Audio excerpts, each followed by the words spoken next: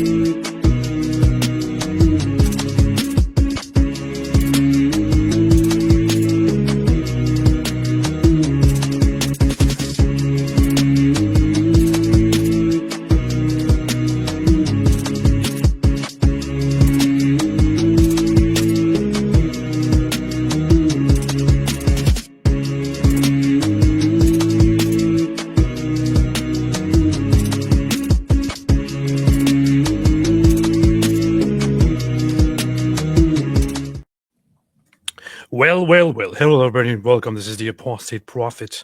How's everybody doing? David, what's up, man? How you doing? What's up? What's up, man? What's up? Just sending out the link. We're live discussing the 21 Coptic Christians who were martyred by ISIS. Is that correct? Pretty much. All right, share that link. And then just got to share it on the platform formerly known as Twitter. Yes. Got that. Now you'll have my full undivided attention. What is that thing in the background? What? your bookshelf. Oh boy. This? Yes. It's in your bookshelf. Hey. What? Who's on that picture? Go back Which to full one? screen then. Who's on that picture on the right hand? You mean on the here over here? Yeah, that. This one here? Yeah. This is actually that is of the 21 martyrs, the 21 Coptic martyrs. That's what I thought it might be. Okay. Yeah. That's what we want to talk about today.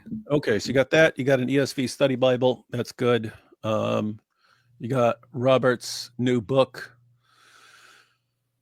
I need to have another light there, man. Huh? I need to have another light there. That's kind of embarrassing. Yeah, you need another light. I've got like 3 or 4 of them if you want another one. No, I only use one for some reason. The other one is just sitting somewhere. Yeah, it's a general rule. If you have a lame bookshelf, you have to distract people with fancy lighting. So get some fancy lighting, more fancy lighting. I am going to do that. It's just I don't know. I didn't have the time yet to arrange that. That's that. So anyway, David, what's up, man? How you doing? Hey, what's up? Oh, nothing, man. Nothing, man. Oh, yes. All right. So how's everybody else doing? It's kind of a lame way to start a live stream, but we were just live for 67 hours on David's channel.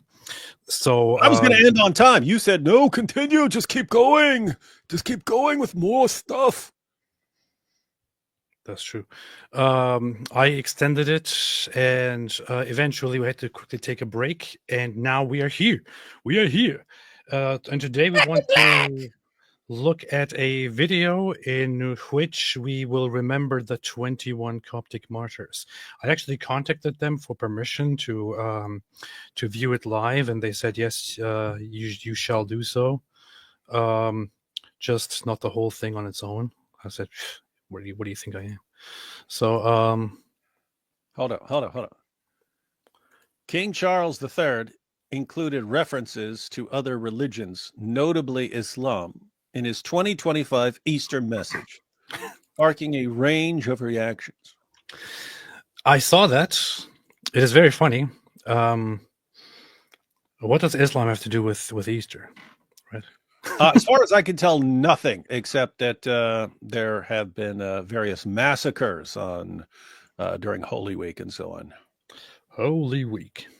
So here is King Charles praises Islam and Judaism in surprising Easter message. King Charles has praised Islam and Judaism in a surprising Easter message. The monarch has issued an Easter message ahead of this Maundy Thursday outing with Queen Camilla to do him whatever. He said, it is central to Christian belief. He said then, the love he showed when he walked the earth reflected the Jewish ethic of caring for the stranger and those in need, a deep human instinct echoed in Islam. What? What? Where? What? What does Islam have to do with any of this? Echoed in Islam? Why would you bring Islam into that? What in the world does Islam have to do with any of this? Yeah, caring for others. What's the Quran actually say? Muhammad is the messenger of Allah. Those who are with him are severe against disbelievers, merciful among themselves. You're only merciful towards fellow Muslims. Yeah. It is very, very, very strange. I mean, the language here, the way it is brought up, caring for the stranger and those in need, a deep human instinct echoed in Islam and other religious traditions, and in the hearts of all who seek the good of others. This is so ridiculous, man. Like, you just have to toss it in there everywhere. Islam, here's. Oh, and by the way, Islam has really been great for us. When he shared a message simply about Muslims, did he include Christianity in it? Yeah, did he say, and just remember during Ramadan that fasting is a human instinct, and Christians fast, and we have fasting. Christians, you see, Christians also love Ramadan. Does he do that kind of stuff when he also celebrates Christianity? No, we only do this when we or Islam. We only do this when we celebrate Christianity. We suddenly bring up all these other things that should also be mentioned. Mm-hmm. Why? For diversity. This guy is the head of a church. He's doing a crap job of it. Pretty stupid. Pretty stupid. Not based at all. Not Queen Charles. So I wanted to talk about this whole the 21 Coptic martyrs a long time ago, and I wanted to watch this video actually and review it because I thought it was very, very it was very good, very well done. I've still never seen this. And the thing is, it also just recently now became a topic of controversy. Some of those who follow the conversations online on Twitter and elsewhere about these things might have seen that Jay Dyer posted something about this that kind of pissed everybody off across the board. Then Sam Shamoun made a response to it, a very, very angry response to it. I don't believe that. Nothing you're saying makes any sense in this world. And Sam Shamoun's response was completely was a little bit messed up, but in my honest opinion, totally justified and very righteously and rightfully done. And it was kind of, I also kind of escalated the situation, I guess, because it was me causing Jay Dyer to make a comment on this, and then Sam Shamoun to see it. Or actually, I told Sam Shamoun about it because we were having a conversation, and I said to him, actually, you know what? Never mind. I just I don't want to add more fuel to the fire. But it was too late. It was too late. Once I brought it to his attention, he was like, "What? So what I'm hearing is that AP causes massive division behind the scenes, and we look into the people and we think this person's causing division here, but it's actually AP behind the scenes stoking the flames of division and hostility, and for some reason just admitted it all. That's yeah. I did act a little bit like a very, very bad agent here, but I didn't mean to. The whole point of it was supposed to be a good one. So here is what happened. Well, hey, you're doing almost as bang up a job as King Charles. Here's what happened. So Jay Dyer apparently made a post I don't know, 50,000 years ago or so, where he disputed that the Coptic martyrs beheaded on the coast of Libya were actually, killed by ISIS or executed by ISIS, and he also refused to call them martyrs or something like that. It's a very poor tweet by him, and let me see if I can actually find that. Coptic. Let's see. If I can find that, there was like an old tweet in which he disputed what happened here, in which he disputed their their martyrdom and the way that they have been killed. So some people brought this back into the light and said, just a reminder that Jay Dyer disrespects these martyrs and doesn't see them as martyrs, and even disrespects the way they were executed and so on. So this was brought forth once again. Once this was brought forth, Jay Dyer made a follow-up post about this, and this is what he said: "Cops are enraged. I was skeptical of the ISIS videos 10 years ago, but even mainstream media doubted them." The second article here refers to Washington Post. Now, he brings up the article here, which is on the screen? Yes, it is. Which in which there were some confusions or some doubts or some questions about the way the video was shot, but it wasn't about the act of beheading these martyrs itself. It was just about certain aspects of the video, because when ISIS made the video, they made them giants. Yeah, when they published the video, they turned themselves into giants next to the small Coptic Christians. They made it extra horror infused. They added some weird effects to it. They made a whole scene of turning the water of the sea completely green, completely red, and all of that in a very excessive and exaggerated way. And so people started suspecting that they manipulated the video, which was quite obvious. That's the whole thing. That's all the discussion was about. That there was manipulation at play with how the video appeared. Hang on. So to be clear, because I remember that from back then, people were pointing out, like, wait a minute, they edited the video to make themselves look like giants and so on. So that was the issue back then. Are you saying that Jay Dyer is skeptical about whether it happened, or is that what he's questioning? He's questioning whether this ever happened, or he's questioning the editing of the video? So I wanted to find out about that. So I asked him a question. Oh, I actually see your comment there at the bottom. Yeah. So just to quickly point this out, this was the original comment. I just found it. Strange, some of you are calling Copts martyrs. Apparently, the miraculous does not extend to recognizing staged video footage. So this is his old tweet. He's objecting to calling them martyrs. Yeah. Then comes today's time. Especially Coptic Christians and Oriental Orthodox Christians bring this up to question him. So he responds to this eventually in today's time and says this. After 10 years? Yeah, after 10 years. And so my question about this whole thing was that he doesn't seem to answer the question that people have. So I wanted to ask the question and said, do you agree the martyrs were actually beheaded? Which is very important, right? So you can have doubts about the video footage and all that, but do you agree that they were actually beheaded?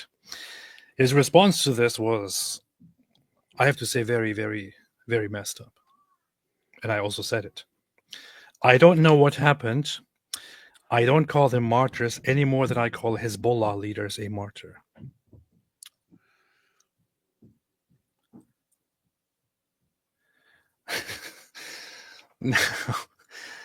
I mean, so Coptic Christians are basically along the same lines as Hezbollah.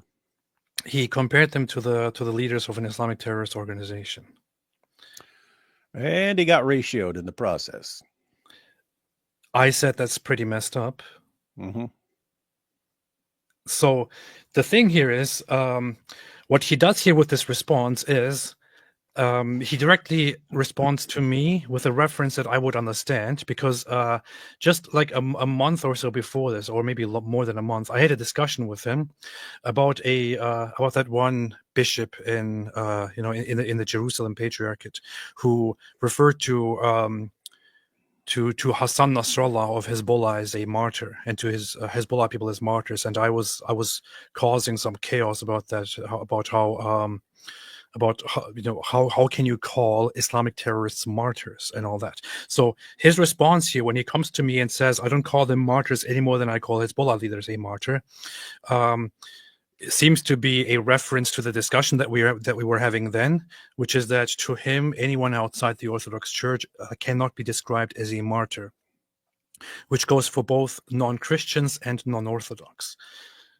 It is kind of a messed up comparison to make, however, because, I mean, no matter the context, you are comparing these actual Christian men who bravely fought and who were brutally executed because they refused to renounce their faith in Jesus, their faith in Christ. They were beheaded on scene after being tortured for 45 days. You're comparing them To to terrorists. Islamic terrorists, which is Yeah. very, very messed up, no matter what the context is, right? So, and he says, I don't know what happened, but I don't call them martyrs. Now, here's the thing with martyrdom. I actually went to my own. Actually, let me just show it right here. I said that's pretty messed up. People were going after him over this, of course. Holy Jay, seriously, man, and so on. That's pretty messed up. Anyone can claim to die for Jesus Christ. There's plenty of Muslims who die in the name of Isa and their idea of Allah. Does that make them martyrs? Once again, anyone can die in the name of Jesus. Doesn't mean you have the same Jesus, which is very, very weird, because I just want to take a moment here and acknowledge one thing, which is that some of the people who go on this whole hyper zealous traditionalist orthodox view and say anyone who is outside the church cannot be considered a saint or a martyr, are doing this ridiculous thing like, okay, if they were not Orthodox Christians, then they're not martyrs to me. That's their position. I, for example, when I had a question about the 21 Coptic martyrs, I actually texted my spiritual father, now my priest, and I asked him. I said, "Hey, I have a lot of respect for these men who bravely laid down their lives instead of renouncing their belief. Is there anything wrong, according to our church, in calling these people martyrs?" So my priest said, absolutely not. They are martyrs, and we see them as such. Do we include them in our liturgical teachings as martyrs? Officially, we don't, but we still refer to them as martyrs because they gave their lives. None of us alive can compare themselves to these guys who were who stood there and who were threatened with death, and they chose death. No matter who these people are, they gave their lives for Christ and were killed. They were bathed in the blood of a martyr. They are directly baptized with the blood of a martyr. They are martyrs, and we should call them so, and we should respect them as such. I loved it. So I loved what my spiritual father said. Unfortunately, we have these overzealous people who do this whole thing. No, if he's not part of my church, then I don't call him a martyr, which is very, very strange. And then they compare them to Muslims here, for example, which is Muslims don't have the same idea of Jesus at all. You can't say, oh, then you should also call Muslims martyrs if they get killed for being Muslim. No, that's not the point. These people were killed by Muslims because they believed in Christ, because they believed in Christianity, and because they refused to renounce Christianity. Islam doesn't believe in these things. Islam believes in Islam. Islam believes in Allah and Muhammad. That's it. You had people here comparing it to Joseph Smith. Then why is Joseph Smith not a martyr? And I pointed out Joseph Smith wasn't killed for his faith in Christ. These people were, and so on. The funny thing is also refusing to call these people martyrs because of an overzealous Orthodox Christian perspective is really strange. Because so the division here, the difference here is that the Coptic Christians are considered Oriental Orthodox Christians, who are different from Eastern Orthodox Christians. But the difference that these two churches have is so minimal, is so tiny, so small, that these two Christian groups came together a long time ago, decades ago, and agreed in written form that they believe in the very same things, that they have just uttered them differently. I pointed this out here, for example, when somebody asked me, here, you have a document from meetings in the 90s where the Eastern Orthodox and the Oriental Orthodox come together and say the following: in the light of our agreed statement, here. In the light of our agreed statement on Christology, as well as of the above common affirmations, we have now clearly understood that both families have always loyally maintained the same authentic Orthodox Christological faith and the unbroken continuity of the apostolic tradition. Though they may have used Christological terms in different ways, it is this common faith and continuous loyalty to the apostolic tradition that should be the basis of our unity and communion. And I don't want to go into the details, into lengths of explaining the details here, but it is basically that at the Council of Chalcedon, that these Oriental Orthodox separated, because at the Council of Chalcedon there was this agreement, there was this the statement of the two natures of Christ, that Jesus Christ is one person with a fully divine nature and a fully human nature that are inseparable and do not mix. The Oriental Orthodox said, no, we can't say two natures. We refuse to say that because it sounds like we are engaging in heresy. But they both believe that Christ has divine nature and human nature come together and combined in one person. The other side just refused to say the words two natures. That's it. That's what the whole conversation is about. And for 1,000 years, they refused to engage with each other. Now they're kind of finding reconciliation, which is very good. So it's a very minor detail that people make such a big fuss about and refuse to call these guys martyrs, these wonderful people. Anyway, as a response to this whole issue, Sam Shimoon responded and started calling him a dog and a prostitute and a whore and so on. They were brutally fighting. All brought about by AP, mind you. I just asked a clarifying question. That's it. So it is. Anyway, that's the story. But these men, they were collected, they were abducted, they were workers in Libya, Coptic Christian workers. They were abducted by ISIS, kept for 45 days, told that they must renounce Christ or else, and eventually they were executed. And we will have a look at that. Are you ready, David? Let's do this. Powerful, powerful, powerful. A historian said the book on the martyr is called The 21 by Martin Mosbach. Nice. And the Lord said, let them be late, and it was so, agreed upon. Soldier of Christ, AP, if you can share a message to Muslims or unbelievers who want to explore or embrace Christ but have fear, what would you say to them on your first Easter weekend as a new Christ follower? God bless you all. Thank you. I would actually say, since Muslims are so impressed by how scripture sounds, I would recommend, and especially how Arabic scripture sounds. I actually came across recently the Psalms sung in Arabic. There's especially one that is very popular, Psalm 135, sung in Arabic. You can easily find it on YouTube. I would suggest them just going and listening to it and then start from there. And then they can start reading one of the Gospels. Pick one and read it. That's what I would say. And stop being so hateful and violent. What do you say, David? This was directed towards you. It said AP. So, well, and I invited you to also answer, so. Well, if Soldier of Christ had wanted to hear from D. Wood, he would have asked D. Wood, who want to explore or embrace Christ but have fear. What do you mean? Like they're in a Muslim country, or they're worried about their family attacking them or something like that? Do not have fear. If you're like that, don't have fear. Just do it. Yeah, go with AP's advice, and then check out a psalm. I mean, check out a gospel. I would say Gospel of Mark, shortest and fastest. And then after Gospel of Mark, Gospel of John. I really like the Gospel of John, but maybe I'm just biased because I was basically given the instruction to read it and study it with my wife, and I loved it. So, and I did it. I finished it. You're finished. John.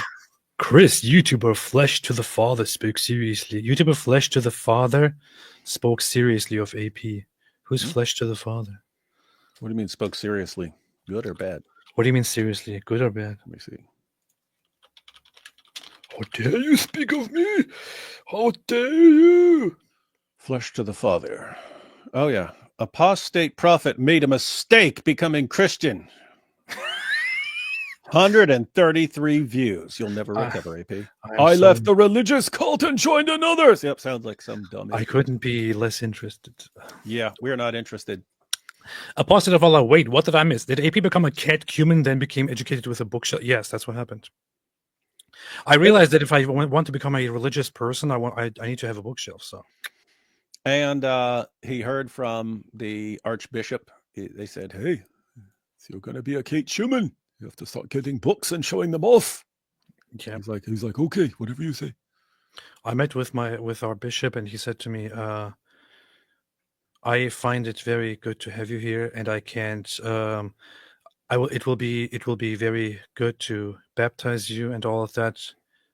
However, there is only one thing that you must do. You have to get a bookshelf."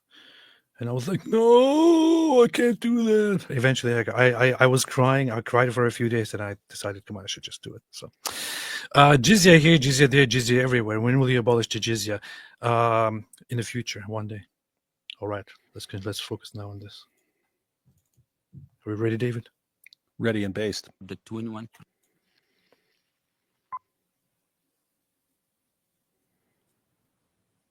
In 2015, ISIS murdered 2-in-1 Christian migrant workers on a beach in Libya. Sounds quiet. This is the story of the men who died, as told by those who loved them and those who hated them. Is it better now?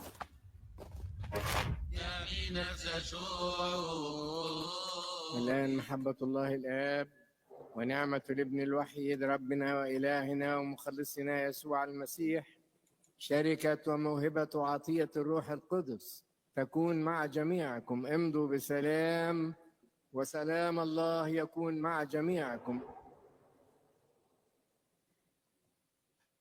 In the early 21st century, Hold up, I'll just open it. Is the volume okay? It sounds significantly quieter than you. Beast. ISIS began a reign of terror Now? in attempts to cleanse North Africa of Christians. Is it better now?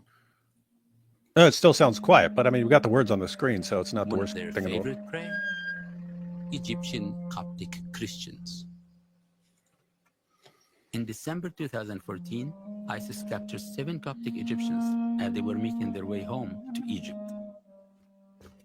A week later, ISIS raided the housing complex where the Egyptians had been staying.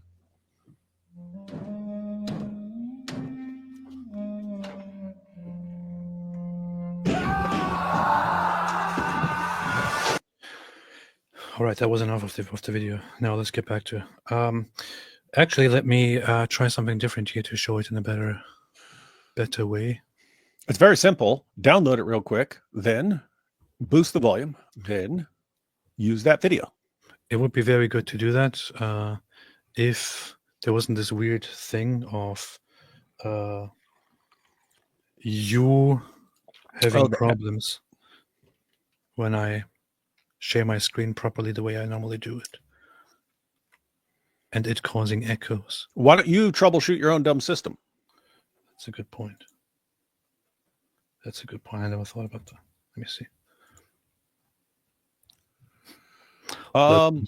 So Black Angel said, "Yeah, the sound's too low," but several other people are saying it's fine. So you could just roll with it, and we could just understand that the volume's a little low, but you got the words on the screen, man.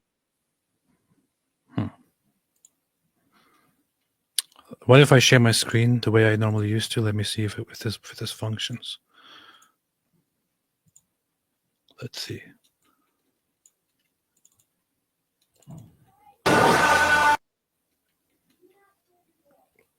David, say something.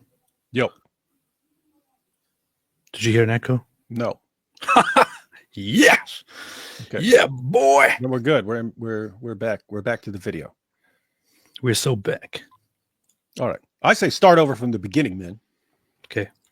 In 2015, ISIS murdered 2-in-1 Christian migrant workers on a beach in Libya. This is the story of the men who died, as told by those who loved them and those who hated them.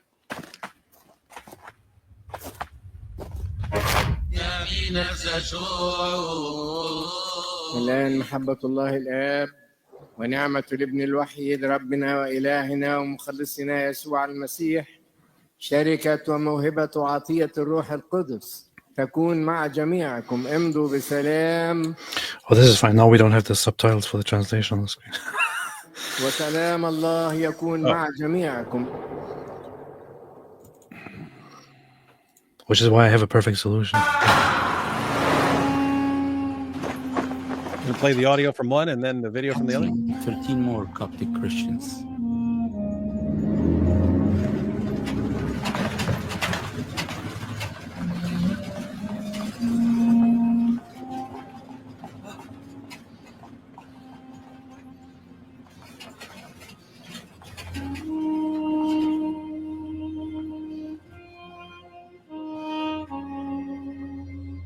Now, of course, there are in this movie certain elements here included of the supernatural, where you see that these ISIS people are capturing them, taking them somewhere, and then things like here, like Jesus appearing and so on in the back of the vehicle. Of course, as somebody who doesn't believe in the supernatural, David has probably doubts about this, but well, I think Jay Dyer would have doubts about that. What? Why would Jesus be with these non-Christians?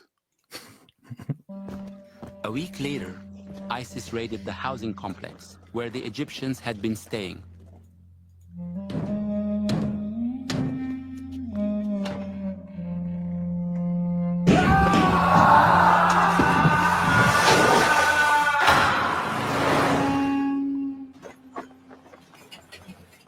Capturing 13 more Coptic Christians.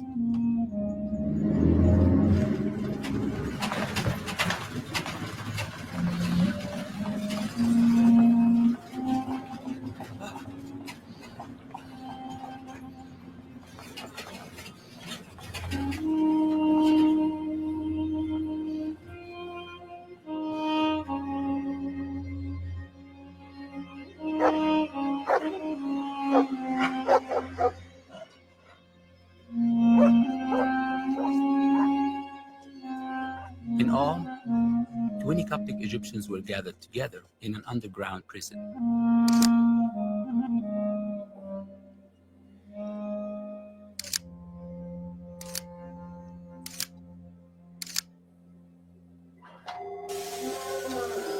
There was some confusion regarding Matthew from Ghana. He had been captured in a separate raid, and when ISIS tried to let him go, he insisted he was the same as the Egyptians. Their God was his God. With Matthew, the group became 21. Very based. So this is a very, very inspiring aspect of it, which is that one of these 21 was not even of them. He was not a Coptic. He was from Ghana. It is unclear what his religious beliefs actually were. I have heard different contradicting accounts on this. There are some who said that he was a different kind of Christian. There were some who said that he was. I heard some say that he was a different kind of Muslim, for example. I heard different accounts, but the guy was so he was so moved by the 20 Coptic Christians that he refused to leave and declared that he believes in whatever they believe and chose to stay with them and was together with them executed. So hang on. That's kind of like that's always it's always super cool when someone has an opportunity to get out of there and they don't. Because I just mentioned this like a couple of weeks ago. We were talking about the people from the White Rose, and once the Germans figured out which people were spreading these leaflets calling for resistance against the Nazis and so on. Hans, I said, could have run. Hans could have run. Hans had an opportunity to run, and they could have never caught him because he's one of the like mountain climber survivalist types, and all he had to do was head in the direction of any mountain, and the Germans would have never caught him. but he stayed behind. And then there are people like do this in war, like John McCain. Regardless of what anyone thinks about his politics or something like that, he was a prisoner of war. He was a prisoner of war, and they found out that his dad was an admiral, and they said they were going to let him go. And he said, "I'm not leaving until all the rest go," even though they were torturing the crap out of him and stuff like that. But anyway, those guys are who stay for solidarity and stuff. That's pretty high level based right there. Super based. You can also see this in Coptic depictions, like in this Coptic icon of the 21 martyrs. In fact, let me just pick it up here. You will see that they do this thing here. All of them look the same, except for there's one black guy in the middle. One in the middle. The one black guy in the middle to point out that one of them was not even one of them, but joined with them and is honored together with them, and so on. It's a very, very based. So this is the Coptic icon honoring them, and it's very, very powerful. You could get that tattooed across your back. That'd be cool. Remember when we got these tattoos? It was what they told was, right, that is the Coptic thing, the Coptic tradition to put tattoos on their daughters early on, to put a mark on them and to protect them from being abducted by Muslims. And so what would happen back in the day is that you have a child, and apparently any Muslim could just walk up and snatch your kid, and then you go to the police, who are Muslims, and say, "Hey, he stole my kid," but it's the Muslim's word, and the Muslim says, "Well, that's what you're talking about. It's my kid. What are you going to do? Take your daughter, anything else?" And you couldn't do anything to prove that it's your daughter because it's your word against the Muslims, and they're not going to believe a non-Muslim over a Muslim. And so what they started doing was marking their kids with tattoos, so that if they ever got kidnapped, they would at least have some way of saying, "Nope, that is a Christian kid, not a Muslim. Muslims don't tattoo crosses on their kids. So that's definitely a Christian kid." And they also do this thing. They also would do. They would try to publicly not be too too obvious that they are Christians, but they would put a little Coptic cross as tattoo on their wrist, that they can see when they meet each other, to like shake their hands and like show that to each other, like, "Hey, we're both Christians."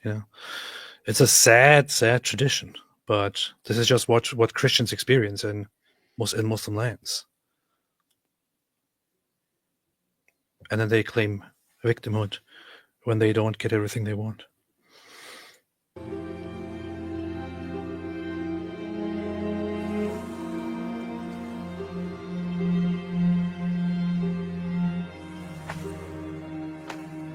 For the first few weeks, the 21 were treated well and were given clean food and water. ISIS tried to reason with the Christians. Some of the men were offered money to deny their faith. But it was of no use. The men wouldn't be moved. Thus, the journey of torture began. هيا تحركوا بسرعة.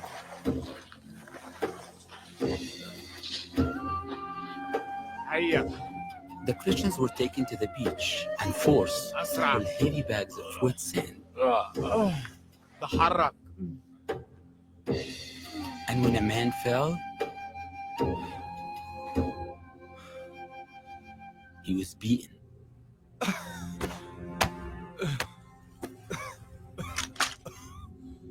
أنكر دينك وسينتهي كل هذا. ما فائدة كل هذه المعاناة؟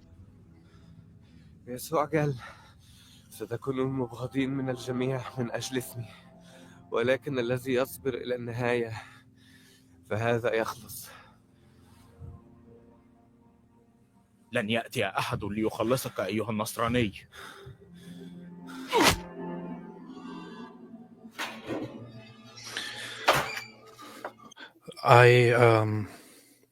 Much of the the footage, especially their execution and all of that. I don't know how many of you have seen the actual footage that ISIS published. It is very, very sick.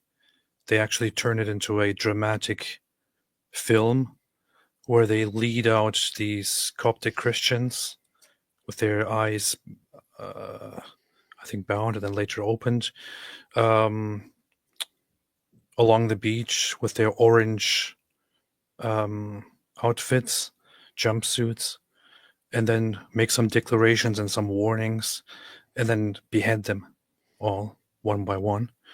Much of it is out there, but I find it very, very good that they actually created this animation to deliver it thoroughly. And they have been very faithful to all the accounts about this.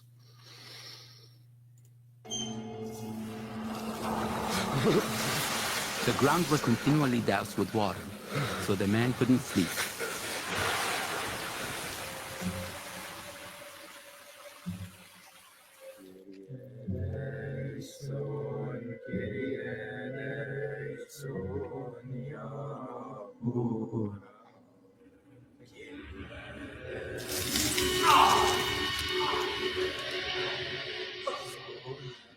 Oh, did you see that detail? What was that? Some scalding iron or something like that? No, I mean this year, the cross. Mm-hmm. The cross on Oh his yeah. on his Oh yeah. wrist. See the little. Yeah, I saw that. Yeah.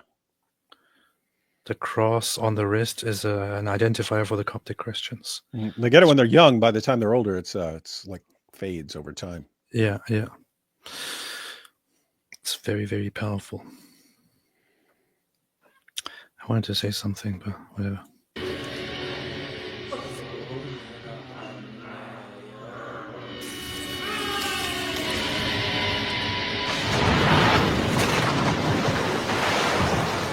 For all the kuffar, they're saying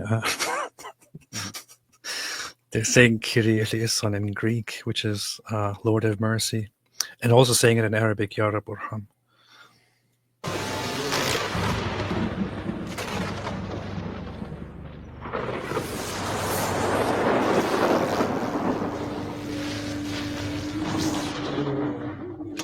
God was with them. The more they were tortured, the more their faith seemed to grow.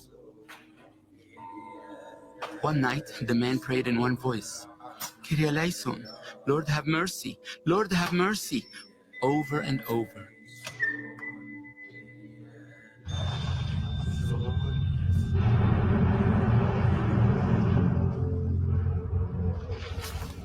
Then suddenly the ground began to shake like an earthquake, and ISIS became afraid.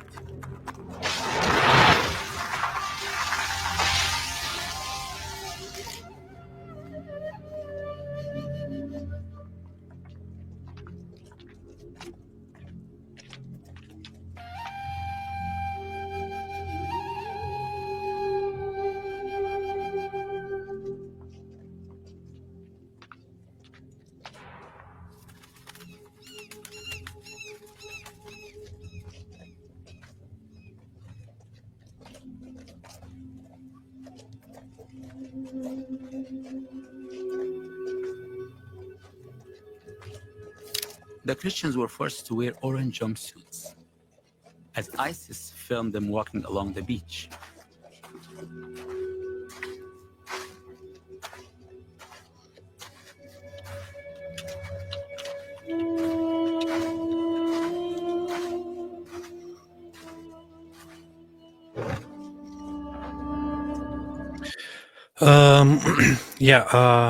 Good comment here. This is absolutely painful to watch, but sadly we need more of this to expose and bring this to light so people actually care and know.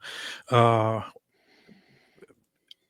was very impressed to see that they actually made this little film, and I hope that that there are people out there that can make more stuff like this to highlight these struggles, because there is so much that needs to be brought forth, not just with these Coptic men, also with other places where Christians and others are brutally mistreated, especially in Islamic countries. But I wanted to quickly highlight this. So This is one of the instances, one of the videos. Some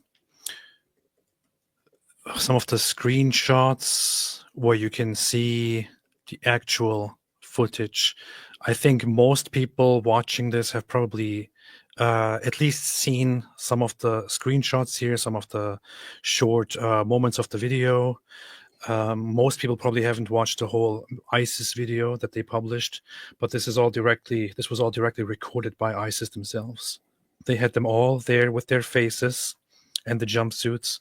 They led them on here. They played. They made it all in slow motion. They played dramatic ISIS chanting music and all that, and then brutally made some announcements and threats and beheaded them all on camera, and then sent it all across the world as a warning and a threat to the Christians and the disbelievers and the West. Basically, that's it.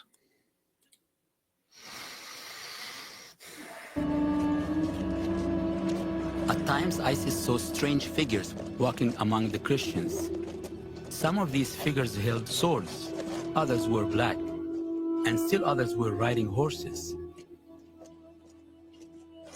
At times, the color of the sky seemed to change as the men were walking along the beach.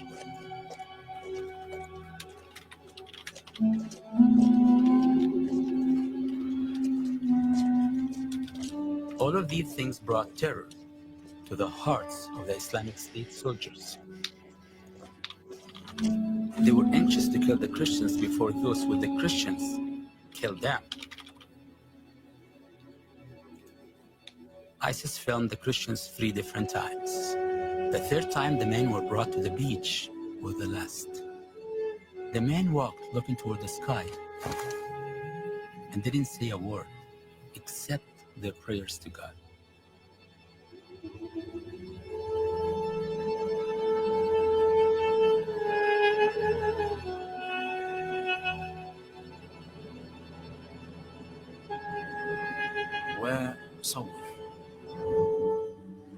Oh, here's actual footage from the video that they published, that ISIS themselves published.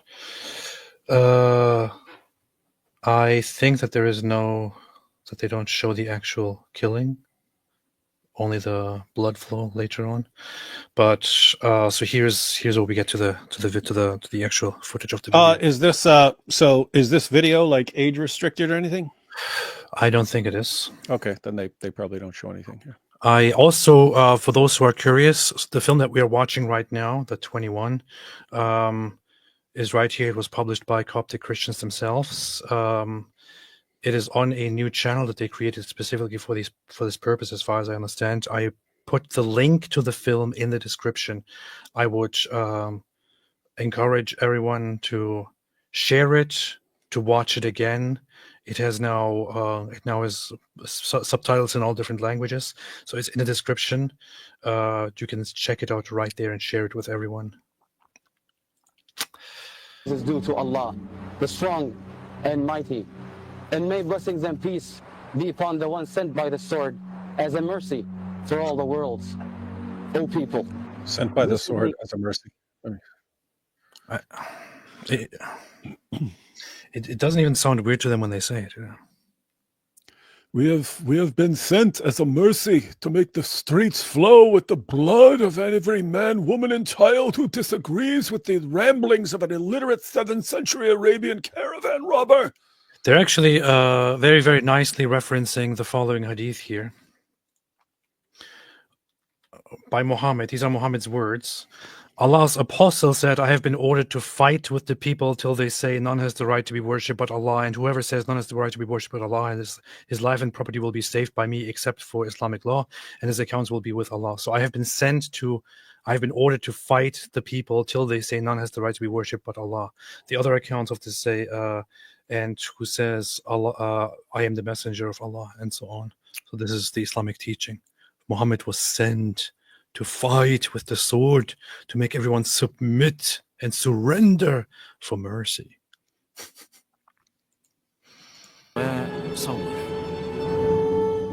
all praise is due to Allah, the strong and mighty, and may blessings and peace be upon the one sent by the sword as a mercy for all the worlds.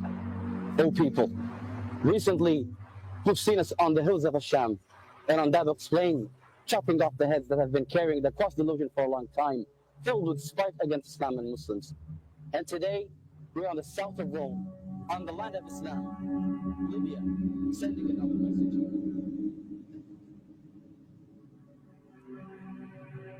يا رب ارحم يا رب ارحم.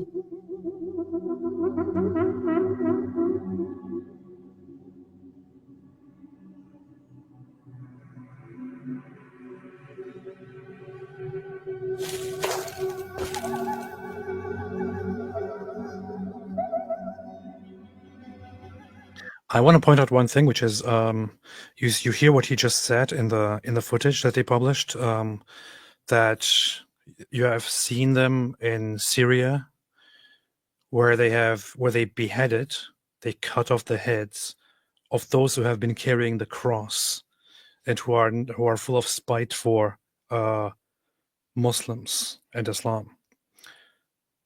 This is the constant threat. This is the constant problem that these people, that the Islamists have with the Christian population. And there is no safety for that. There is never a guarantee of safety for Christians and for others in Muslim countries. There never is a guarantee. There is always the threat of being killed, of being massacred by Islamists who at some point just lose it and go crazy. Just like, certain, animals, these Islamists can also just lose it and start killing. This is the problem with Islam. There is no alliance to be made with them. يسوع اغفر لهم.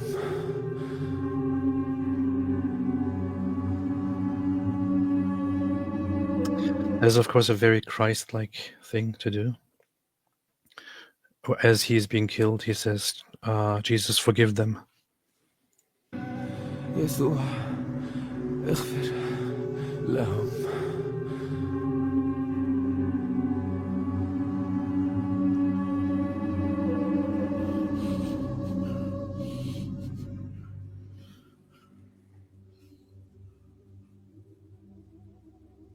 ISIS slaughtered the men one by one, hoping that some would deny their faith. None did, and they all died with the name of Jesus on their lips. On February 15, 2015, ISIS published a 5-minute video showing the beheading of the Christians. The act was condemned by Muslims and Christians alike.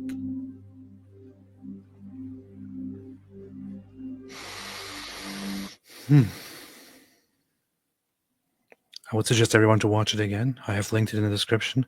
The 21 were formally declared as martyrs by the Synod of the Coptic Orthodox Church. I think it happened immediately. They immediately declared them martyrs. And by the Catholic Church in 2023.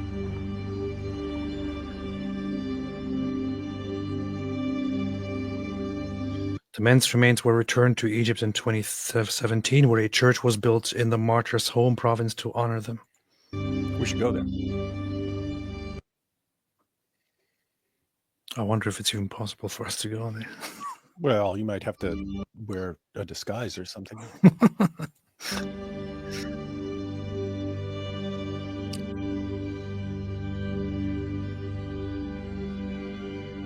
So that's it. This is it. It's called 21, the 21 or just 21 martyrs. Nice. So here's the thing. When somebody questions whether you can call these guys martyrs or not, I just think of one thing. You and I sit here and have discussions, like trivial discussions, right? Here are these men. This is not fiction. This is just animated because they don't want to show the actual footage of it. These men are laid down here, and the process is much slower than depicted here. They kill them one by one, by one, by one, giving each one the opportunity to say, I renounce Christ, I'm no longer a Christian, I'm a Muslim now. I swear I'm a Muslim now. That's it. That's all you have to say. All you have to say is, I don't believe in Christ anymore. I want to become a Muslim now. That's it. That's how you get out of the situation. That's how your life is spared by these animals. But they don't do it. They all take it. Every single one of them. I would say nobody alive has the right to say that these people are not martyrs. Nobody alive has the right to judge these people's beliefs or anything like that. Nobody alive has the right to say anything negative about these men. And by the way, think about the messages that were being sent here, right? When ISIS is torturing these guys and ultimately killing these guys, and these guys know the entire time because they've been told repeatedly, all you got to do is say, La ilaha illallah Muhammadur Rasulullah, and you're good to go. You're good to go. You can join us. When these guys refuse to convert and ISIS kills them, the message that ISIS is trying to send the world is they want you to know the next time they catch you guys, they're serious, right? In other words, the next time they capture some Christians, they want those Christians to know, when we say we're going to kill you, if you do not embrace Islam, we are completely serious here. We want you to know that. And so they're trying to send the message, hey, next time this is happening, we've already shown you what we're going to do. So take us very, very seriously. So that's the message they're trying to send. It's intimidation. It's to spread fear. The Christians spread a completely different message, and that's you don't deny Christ. And if you don't deny Christ and you're martyred, the world will take note. And so the takeaway from message, I mean, who's this a takeaway message for who thinks, ISIS is so strong and based. Look how strong ISIS is. Anyone watching this who's not a complete lunatic is going, the guys in orange are the strong ones here. You're a bunch, you ISIS jihadis are a bunch of sniveling cowards. Yeah. The fact that ISIS actually filmed this, tried to film it again and again and again, and eventually filmed it, and then published it as an intimidation, as a threat against others, is insane. You know, this is, and all they did by doing this is to inspire so many people around the world. So many people around the world. And I feel inspired by this, which is why I have it with me. I have it in my background. I have it at home. I think about it. I feel extremely inspired by this. All they did by doing this is to inspire people. That's it. It was so pathetic that they actually had to edit the footage and turn themselves into giants to make the Coptic Christians look smaller and make them look big, as you can see right here.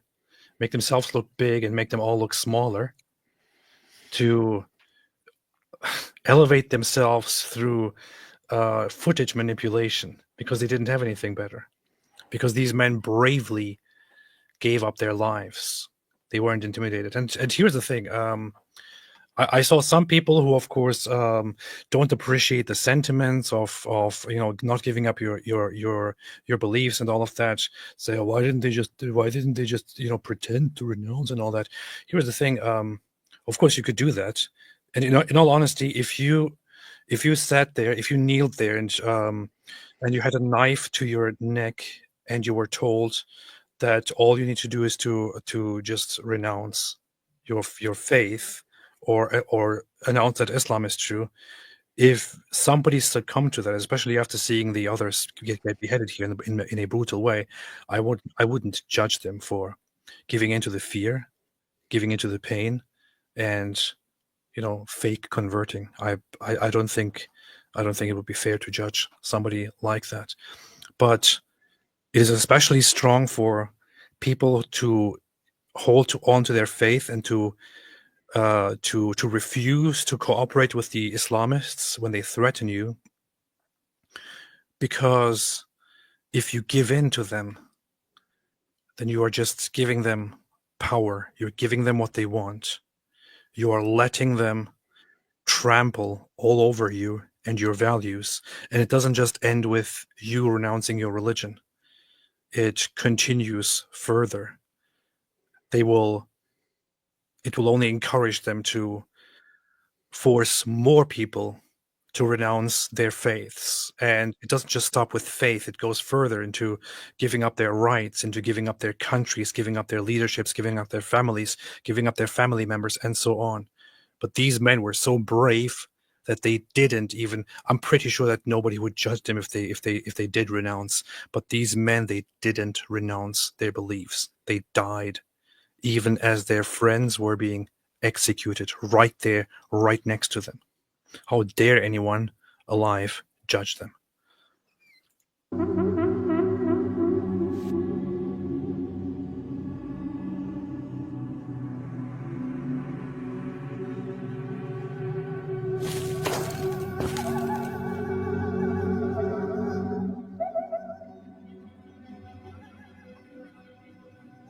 يسوع اغفر لهم.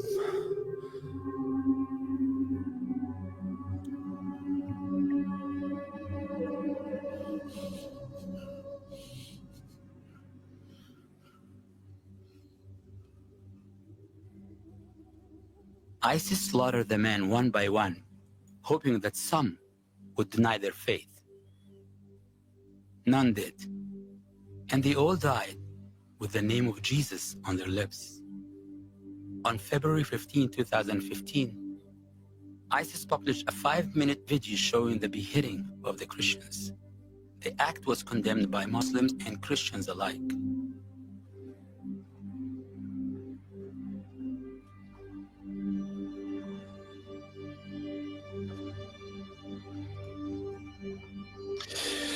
Yeah.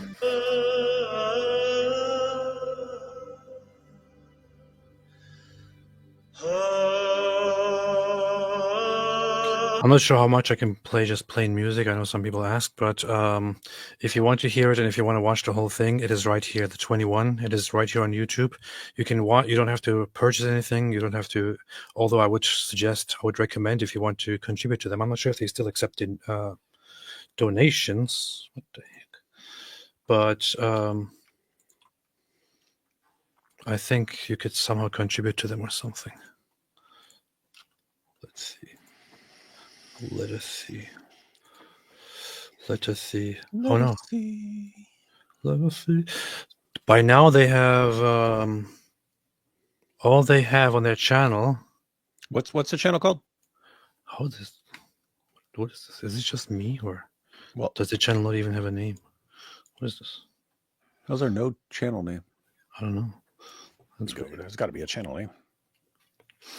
But so you just see the 21 on here, and you have the full film here in English that we just watched, 13 minutes to 21. And they also added a Arabic dubbed version of it, which is now being watched. So just to spread it to Arabic speakers as well. المصريين كانوا عايشين فيها. كل هذه المعاناة. So they added for the Arabic speakers as well. Very, very good stuff. Right, that is weird. They actually have no channel name. I didn't even know that was possible. That's weird. That is very strange. You're right. It's just blank when you go in there. Huh, that's weird. Hey, they have other videos. 21 behind the scenes. What is an icon? The 21 trailer. Who are the Copts?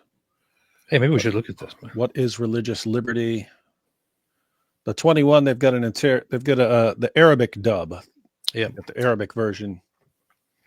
I did add, as said, the link to the video to the description, so anyone can just go there and watch it. I'm actually curious about this, but who are the Copts? However, before we go to that, I want to quickly take a few super chats. So this is very, very powerful, very inspiring, and I absolutely do call them martyrs, and so should all Christians, I would say, and everybody else as well. And I look up to these men and respect them. It is powerful.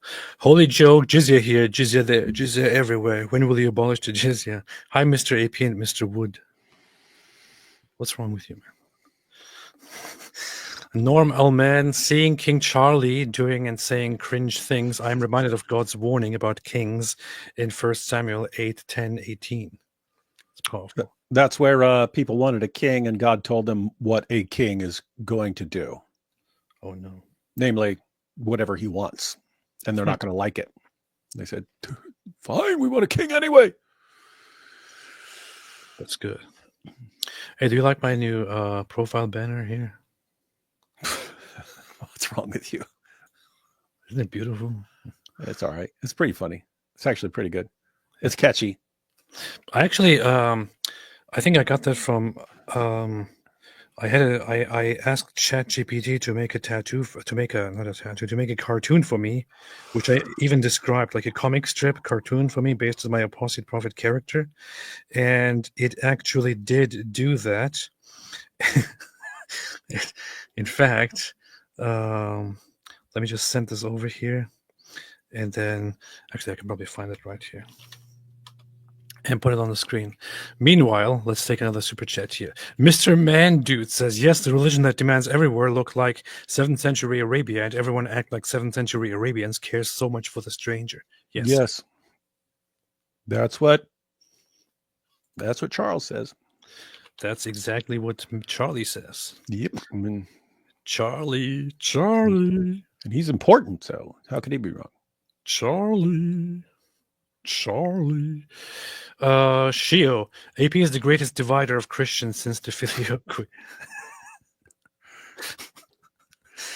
Notice that would make him, if you say since the Filioque, that would mean even bigger than Martin Luther, John Calvin. That's pretty messed up. So I thought of a little scene in the Quran and decided to ask ChatGPT to turn it into a cartoon. And it actually did a pretty good job. So where Muhammad says, if your gods are real, prove it. And they say, prove that yours is real. And then he gets angry, die, disbeliever. This is pretty accurate. This is actually from the Quran. Where the Quran tells them that if their gods are real, then they should bring forth their proof. It's such a weird thing to say.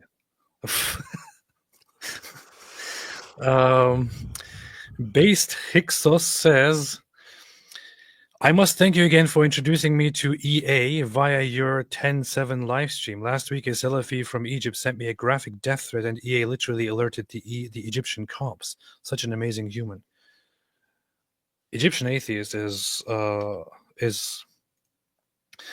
it's so funny because I never actually met him in person. We talked a lot though on the phone, messaged a lot with each other. Still talk like every week. We still talk and just share funny things with each other. But he's like one of the kindest people that I know. He's an amazing human being. Shout out to him. And here's AP saying on Easter weekend. Isn't atheism great? Sounds like King Charles here. He was even there defending Christianity with me on my posts, defending the Coptic martyrs here, of course. He loves them. Or joining you in causing division. Maybe soon he will become a Christian too. I don't know. We'll see. And then he will call himself Egyptian Christian.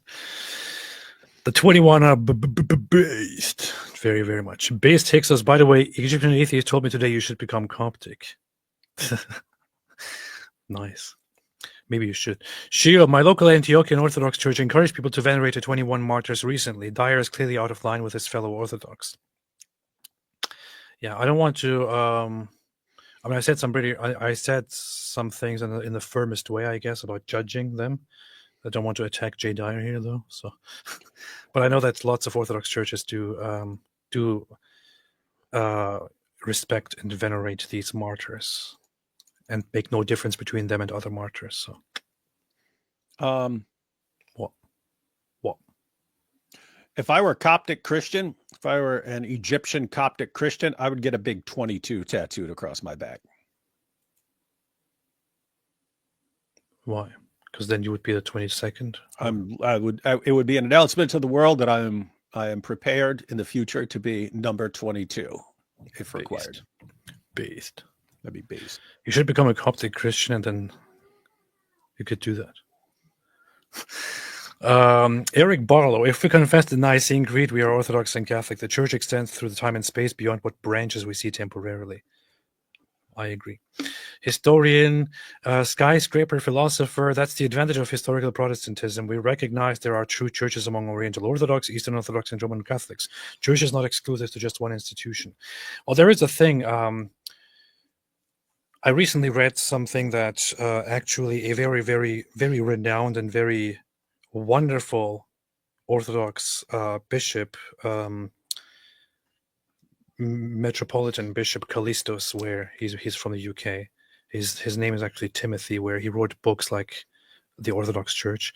He has this position where he sees Christians as one, and he has this phrase that he, I think, adopted from some other from pre-schism Christians, which goes something like, we can say where the church is, but we dare not say where the church is not, which is so we declare that our church follows the truth, but it is not up to us to declare others left and right outside the church and doomed to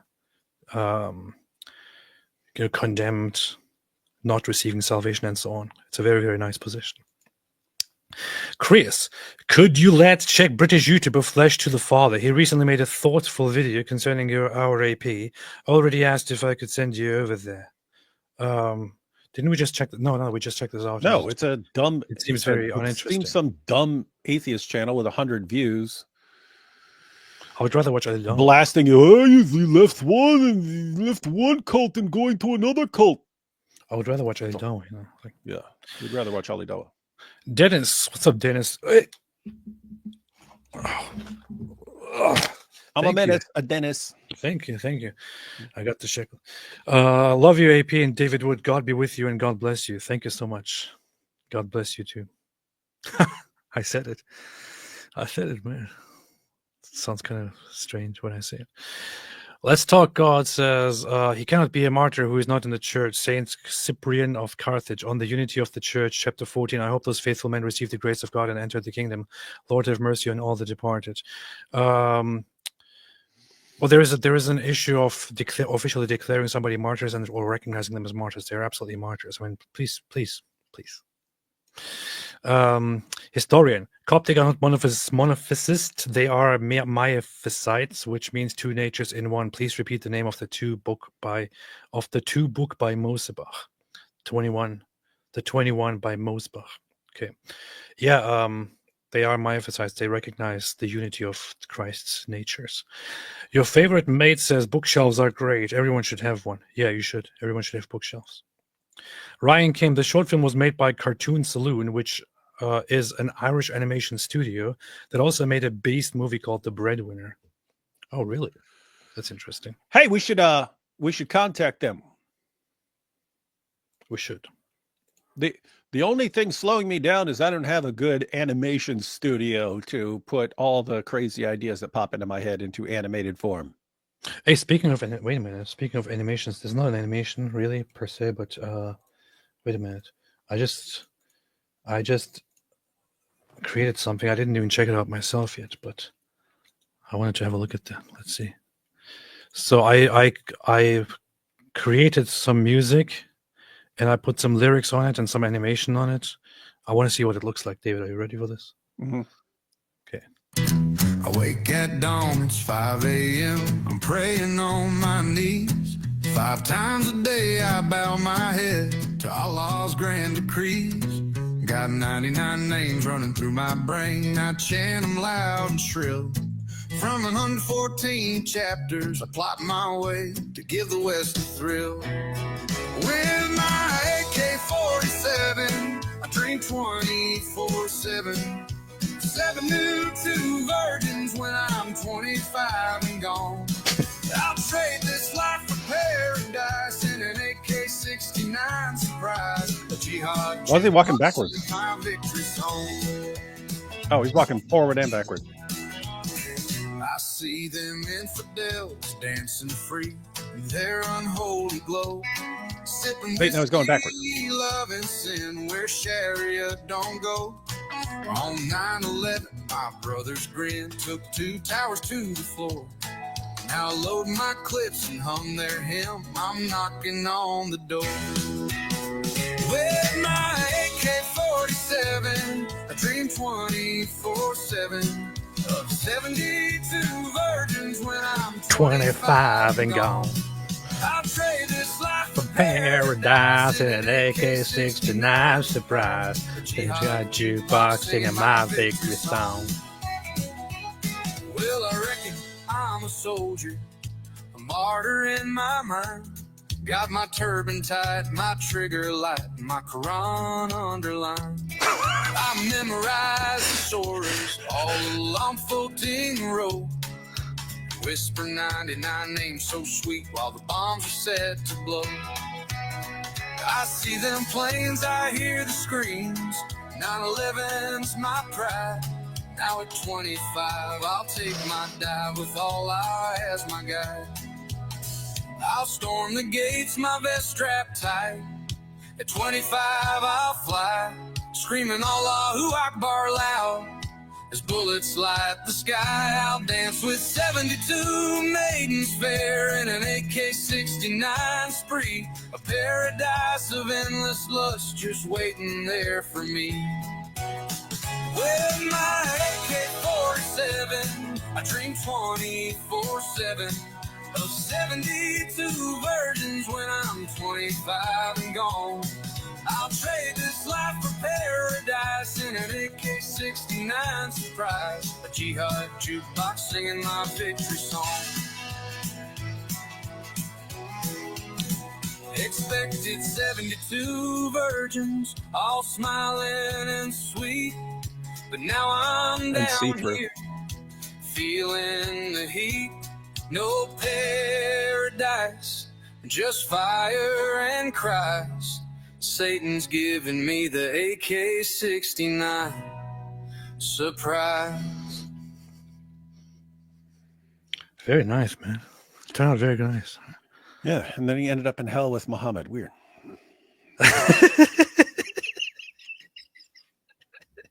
Well, what do you think? Pretty base. It was very difficult for me to. I wanted to actually have it looped so that the background just keeps going and he just keeps walking forward instead of walking backward. But I had the animation made while we were live on your channel, so I kind of had only half my brain paying attention to it. There's no way to fix it now. No, I can still fix it. It's pretty good. I like the song. It's so stuck in my head. I sing it all day long. Hey, you know what we should do? What? This would be awesome. What? So I'm from West Virginia. Yeah. We should go into a bar and kind of blast that and get everyone's reaction. You know what I mean? Go into a bar, pay the bartender $20 and say we want to play this, and then just blast it. Yeah, Catherine, wait, you made it. I did make it, if you can call it making it. It's just with heavy use of AI. But yeah, this is my product with lots of AI work. Hey, yo. What? Hey, you know what's funny? What? When I said go play it in a bar and record people's reaction and stuff, then I remembered this Ali G from the Ali G show. There was an Ali G sketch where he went and learned to play country music as Borat. So it's Borat and he's learning to play country. So he goes and gets some country training, and then they do this thing where they let the person sing a song at a bar with a bunch of rednecks watching and stuff like that. And Sacha Baron Cohen is smart, right? But he actually sort of conditions them throughout the song, gets them cheering for what he's saying and gets them joining in until by the end he's singing "Throw the Jew Down the Well." And the whole bar is singing along with him, singing "Throw the Jew Down the Well." That would actually be an example. Like you could use that from years ago and show basically how easy it is to manipulate people into joining along with that, and then show like the internet right now and how everyone basically did the same thing that Borat showed how to do in a bar. Just get everyone get the crowd cheering along with it, and then the crowd will start going along with whatever you're saying. And that's what's going on in the internet right now. That's funny. We should do that. Let's do it. Let's do it. Let's do it. All right. More super chat here. Ryan came. The short film was made. No, Donnie Anessa said, AP, how do you feel about the difference between Orthodox and Catholic? Do you think we will ever reunite? Also, the Pope was referring to natural law. Not with AP causing constant division. Also, the Pope was referring to natural law when he said we all worship the same God. You're asking me. My opinion on this is very, very. I don't know what to say, but I love Catholics, I love Catholicism, and I love Orthodoxy. And I know that I see where and why the two sides have differences.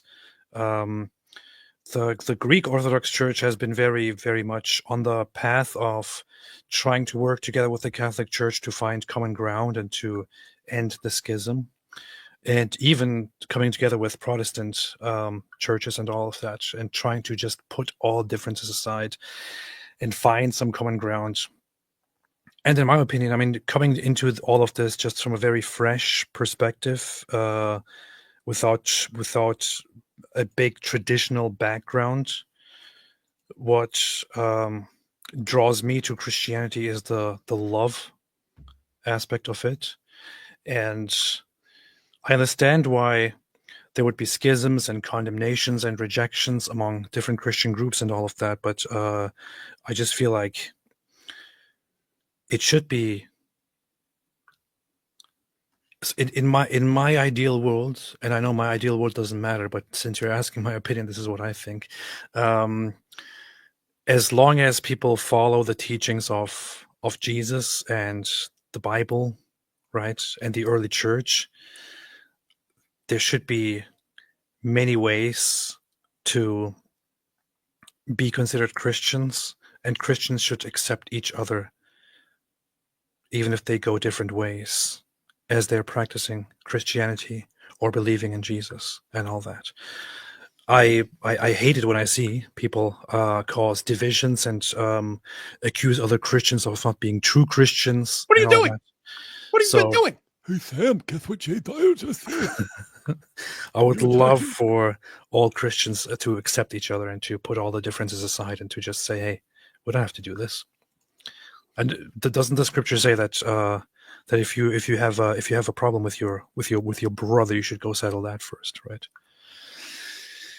That would be beautiful. Take token white guy. I'm proud of your hard fought AP. Love from a Catholic. Thank you.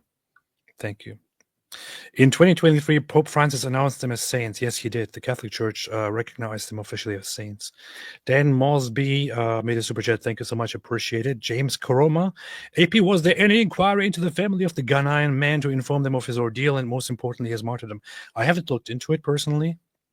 Not sure if anyone else has, but I personally haven't looked into that, no. If anyone else knows something, let me know. Songs of relief, our Lord is good, and he will go with us wherever we are, whatever we face. Take heart even as we grieve for them. Do so indeed. Hello Yidi said, I love that name. These men's souls are within the hands or peace of God's love, and I pray for them to be in the highest heaven. I don't care if this makes sense to anyone else or dogmatically. They are martyrs for their faith. I so appreciate this. Thank you. Thank you. Thank you so much. Cheerful Turtle Girl. I'm in tears. There's also a video of the widows of the martyrs. It is on United Orthodoxy. They are full of the love, strength, and forgiveness of Christ. Kyrie eleison. You said what now? United Orthodoxy. The United Orthodoxy. Is that a channel? That's a channel. United Orthodoxy. Gotta check that out. Mary Mack, the sin of Cain and what surah for? No outside prayer. Yes. Yes. Infinite Oneness. Guys in black are hiding face. It's clear who is brave. This is very, very true. I pray to have a will like these men. Based. Domo, happy Easter Friday, AP, David and Chad. It's Friday already in Moose side of the world. God bless you all. Thank you very, very much. Appreciate it. Very, very important days ahead. Yeah, little side note on that issue about those guys wearing masks. They're wearing masks because they understand that if they lose, they want to be they don't want people to be able to prove what they did, right? Yeah, because then they'd be punished. So just think about that. They don't want to be recognized, and they don't want to suffer consequences for their beliefs and actions. They want to get away. They want to get away with it, and yet they don't want to get the AK. Yes, these guys are, and yet the guys in front of them are dying. Yes, they don't want to get the AK-69 surprise. Yeah. Songs of Relief. One thing to help MENA Christians, check out SAT7 Christian broadcasts over satellite in Lord of language countries, Morocco, Tunisia, Iran. Yes, do so. Mother Hulda, have you two alerted your opinions on the Smith-Murray debate? Well, we were going to watch it, and then we couldn't. Yeah. Apparently, just yesterday or so, I received a notification that the copyright claim has been lifted and the video can now be watched. But we know what would happen if we started watching that again. What good is it now? I'm not going to play that anymore. Don't care. Romology. Happy Good Friday, everyone. Jesus is Lord. Happy Good Friday, everyone. Mr. Man Dude, I'm very blessed to live in a country that is safe for Christians, and seeing other Christians endure more than I can imagine. While I've had it so easy, makes me realize I want to do more for my faith. These men are martyrs. Absolutely. Absolutely. There are lots of ways in which you can contribute to, in which you can help Coptic Christians and Christians in Muslim countries. If you want to do something, look up donation campaigns for Coptic Christians. If you want to help them in some way, go do it. I would encourage you. PG, never would have guessed a stream could make me feel this level of fervor for my faith. That is very, very good. That means these men didn't die for nothing. The Breadwinner is an amazing movie. Shows the depravity of Islam, but more specifically in Afghanistan, says Dennis. We'll check it out. I never looked at it. Drew Traver, Egyptian Copts have a story about moving a mountain with faith under threat of death from a sultan. Vinny the Pooh says, this is very Islamophobic. I love it. God bless 21. Let's have a look at this video here.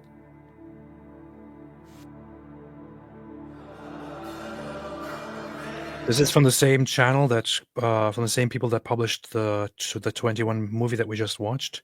This is called Who Are the Copts? Should be interesting. Since David doesn't know who the Copts are, we want to watch this quickly.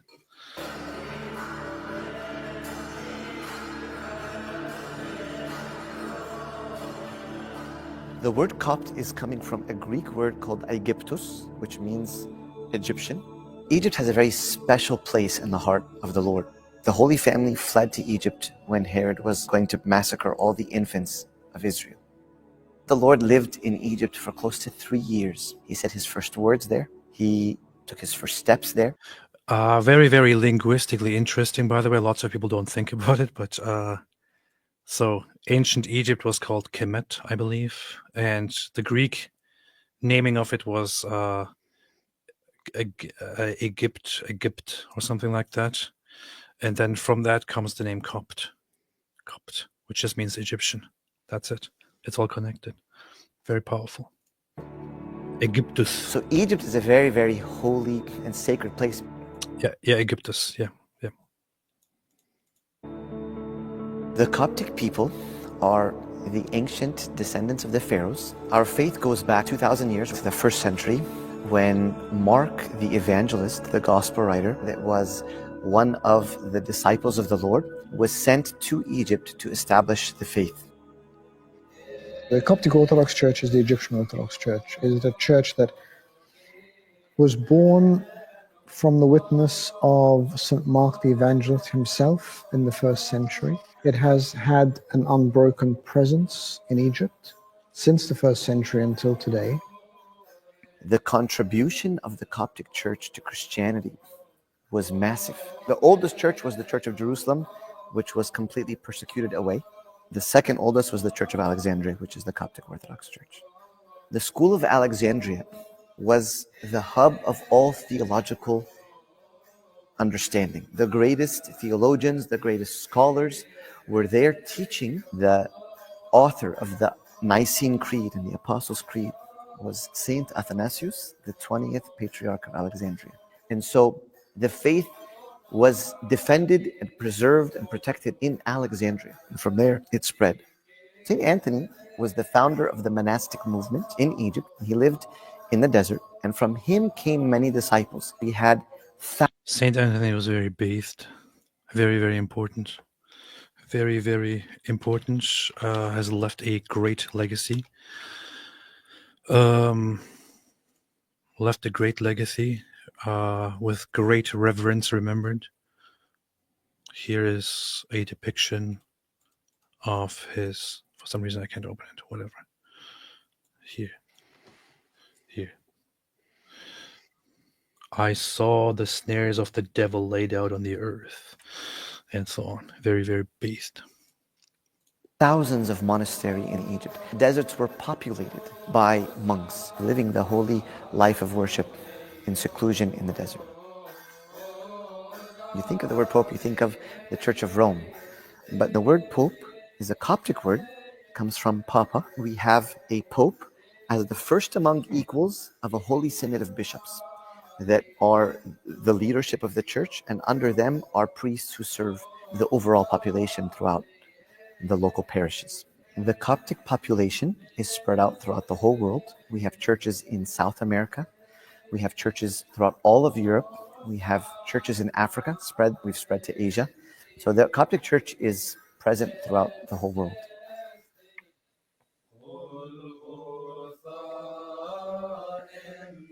This is true. I mean, I don't know how much the whole Pharaoh aspect is traceable, but the Coptic Christians are the ones that are ethnically direct descendants of the ancient Egyptians and the ruling class and all those. The people of Egypt, the ancient people of Egypt, are the ancestors of the current Coptic Christians. So while much of the Muslim population is in Egypt is mixed with local Copts and with Arabs and other invaders that Islamized Egypt, the Coptic Christians are the ones that very much still preserve their descent, their lineage from the ancient Egyptian population. We read the stories of the saints every day. Even I had become desensitized. You hear that this person was martyred, this person lost his or her life, but we suddenly saw playing out in front of us this horrendous martyrdom. We realized that martyrdom is not something of the past. There are still people today who pay the ultimate price. I remember clearly the day I found out. It was a Sunday, and I got a call from a news agency. Check out that hat, though. And they said, "Doesn't it look awesome?" I've never seen that one. I mean, I'm sure I've seen it. I've just never paid attention to it. Yeah, that's what they wear over there. I've never noticed it. It's kind of nice. They have a very I don't know. The Coptic Christians have this very, very peaceful thing about them. I don't know what it is. We actually have video proof now. Can you come? It was so devastating. So I sent out a tweet saying that sadly we'd received confirmed news that they had lost their lives.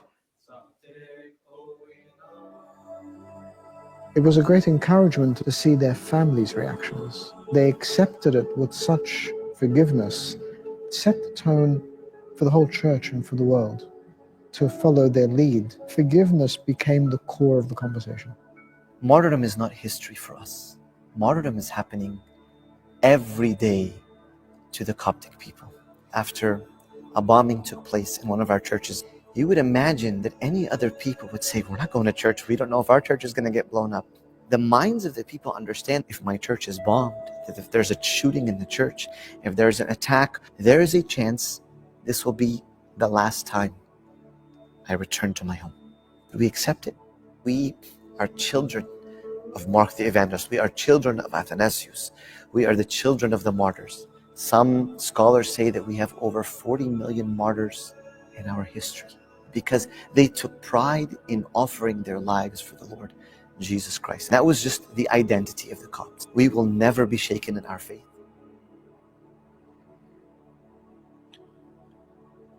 Damn. Hey, Copts go hard too, man. So there was I don't know You how many probably, years. you probably didn't feel that because you're a psychopath, but that was very, very like I got goosebumps from this, man. I said cops go hard, man. What else do you want me to say? This was like hang on. I was about to say it was, I don't know, seems like it was 13, 15 years ago or something like that. When was this attack?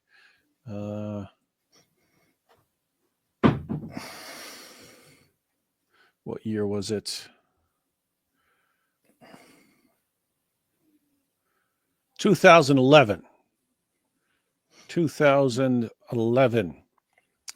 New Year's 2011 attack on a group of Egyptian Christians coming out of a Coptic church in Alexandria. I remember they had a protest outside the UN in New York. I lived in New York, so I went down there. And I was expecting 50 or 100 people to be there protesting. It was thousands, like even before, like when you're going to the UN, there's like this stairway that goes way down and then across the road and stuff. There were thousands of people everywhere. But they went pretty deep. And I was like, gosh, you guys should protest like this after every single attack. Yeah. It would be very nice to go and have a conversation with some Coptic Christians in some significant Coptic Christian place or something. I don't know. That'd be very cool. But David is like, no, they're not real Christians. Let's go to Egypt. Let's go. And interview some based Coptic Christians up on top of a pyramid. That would be nice. That would be very, very nice. Wow, David, so what are your thoughts on all of this? Pretty based. Good video. I hadn't seen it yet. You have to fill the word count. What are your thoughts on this in 1,000 words? It was very, very, very, very, very, very, very well done video. And I'm very, very, very, very, very, very, very convinced that people watching should share that video. That's interesting. In fact, I was very interested in this, man. I want to watch another video. What is an icon? I'm an icon. Well, so once again, same channel, the nameless channel that published the. I didn't know that was possible, man. The 21 movie, same. They also have what is an icon video here, and I want to watch that quickly as well.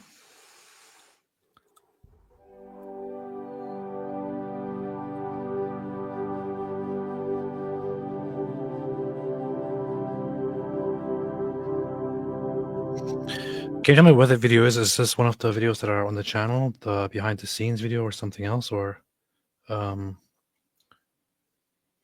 where that video is? Some other people brought it up as well. What? The wives of the martyrs. If anybody knows where that is, I would like to watch that.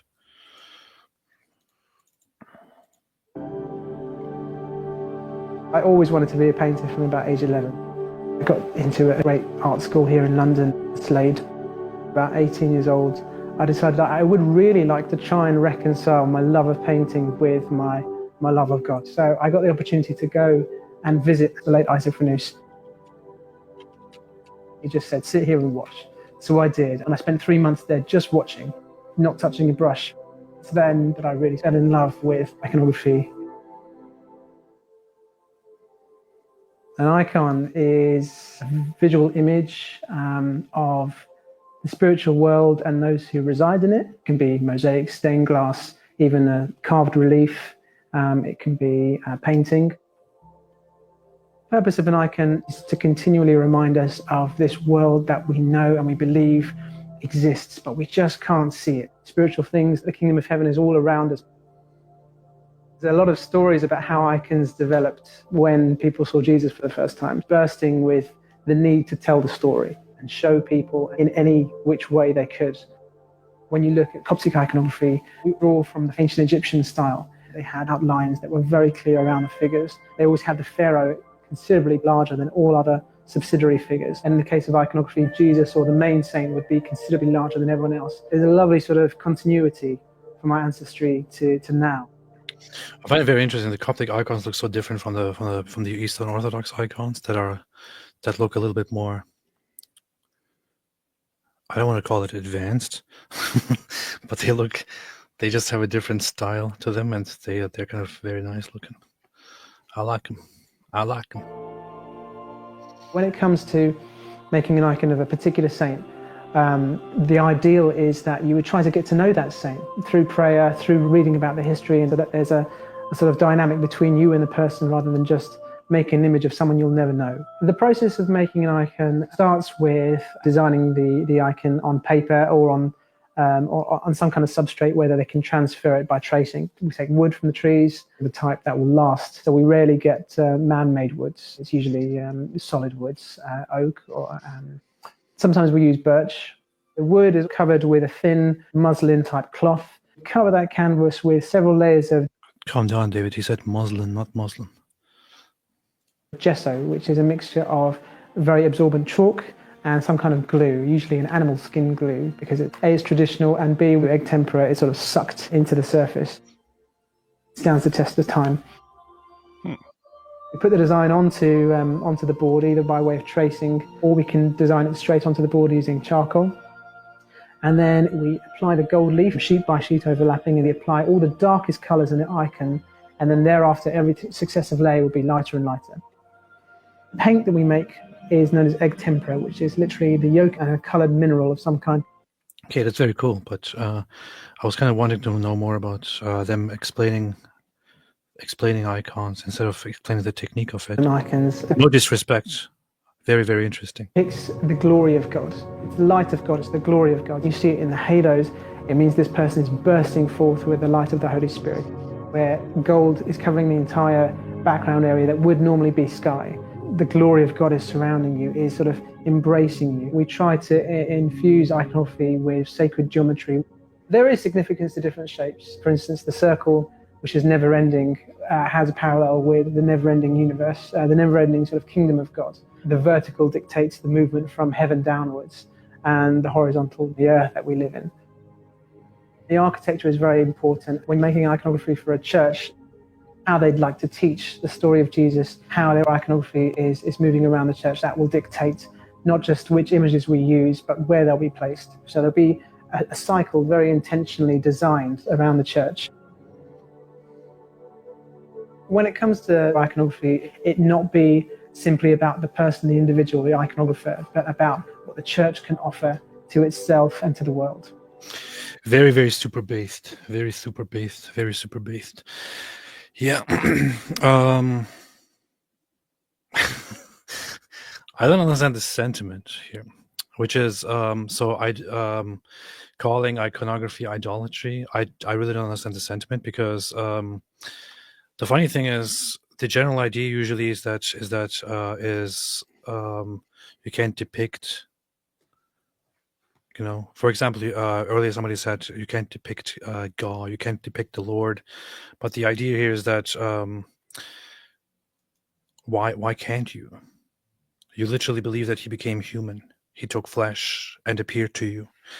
It's not like you hold to the idea that he is completely outside your perception in every single way, and that he doesn't take on form and appears to you. He clearly did.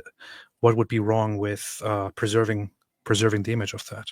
There's literally nothing wrong with it. It's like all you have is some anxieties about what it could lead to, or maybe some concerns about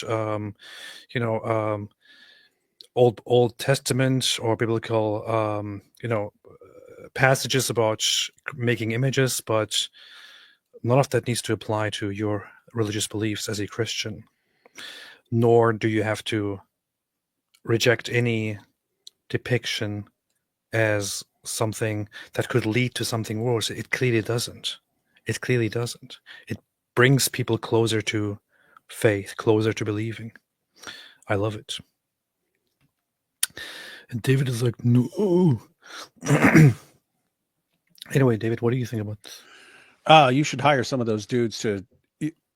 We normally go with bookshelves in our backgrounds, but how cool would it be if you got some of those artists there to do the wall behind you? I was just looking at stupid images that that I made. There it 'cause is. I was playing with dumb things to share with people, and here's one of those. Yakub! Anyone who doesn't know, that's Yakub, the two-brain scientist. So stupid, man. This is in my library of AI pictures that I had made on ChatGPT.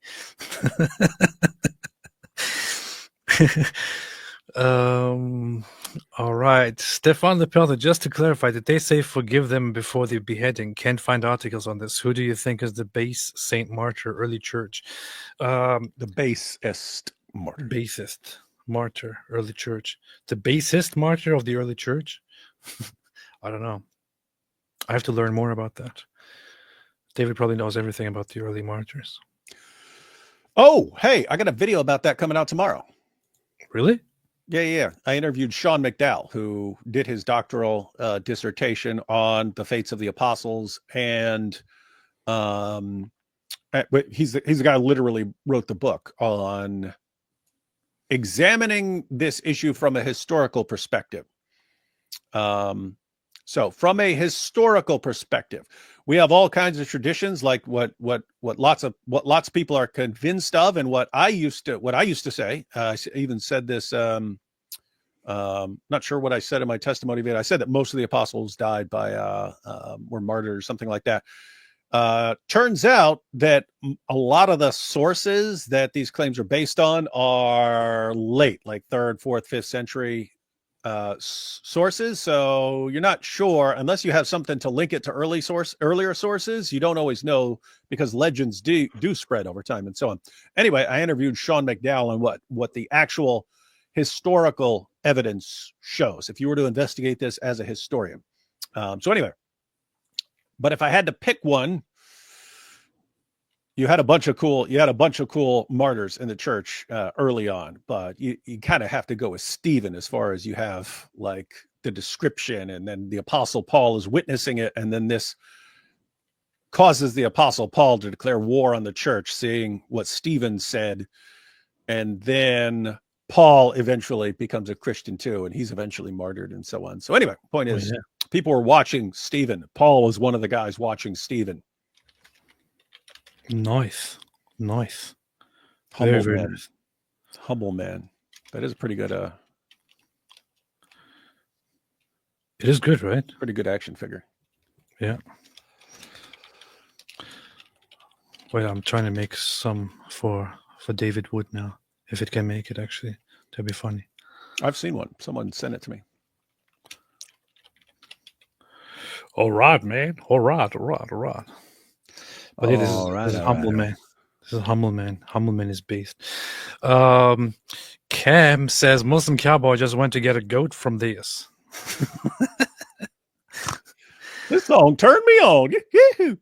NPDAZ, a big reason the EO and the OO were separated for so long is that Muslim conquest made communication hard, and try not to listen to the overzealous brother. This is true. The Christians in the Muslim lands suffered greatly from many, many different things. Very, very true. RJ would say genocided Christians in Nigeria, Sudan are paid actors on account of them not being Orthodox. I'm Catholic regardless of denomination. All Christians are siblings. Jay is a clown. Why do you have to attack Jay, man? Yeah, what are you guys doing? Trying to cause division? What's next? Going to go around some other people and say, "Hello, guess what Jay said? You declare war on him and heap insults on him." So, look, maybe I actually made the super chat because it says R. Maybe it's me. Yeah. Just to agitate the crowds. Janine says, Wallahi, if you don't make so you want to be a dhimmi, I'm going to revert. So you want to be a dhimmi, Oh, I should do that. I should do that. Wait, is that something I blurted out as an idea yesterday? Like a show? So you want to be a dhimmi for these Westerners who are all pro-Islam all the time? It's like, so you want to be a dhimmi. So and you want to be a dhimmi? Yeah, and so yeah, it's like a show where they go in there and people dressed up as Muslims can tell them what losers they are and how inferior they are and beat them and stuff. And... hey, look at this. That's pretty good. It's fine. Normally I gave it an image and say and tell it to do something based on that. Here in this case, I just said make one of David Wood without giving it a picture. Apologetic show. So I have a cup of coffee in a cup that I would never use because one, I drink iced coffee, and that is a cup for hot coffee. What is that? A cell phone? Yeah. I don't know what the thing on top is. An old iPhone and a little notebook or something. And then there are buildings in the background. Oh, this is because I actually based this on making an action figure where I was making a Hamas guy. But anyway, the pants. You've never seen me wear tan pants. Just have to say, I was pretty disgusting, but it was very quickly done. So that's that.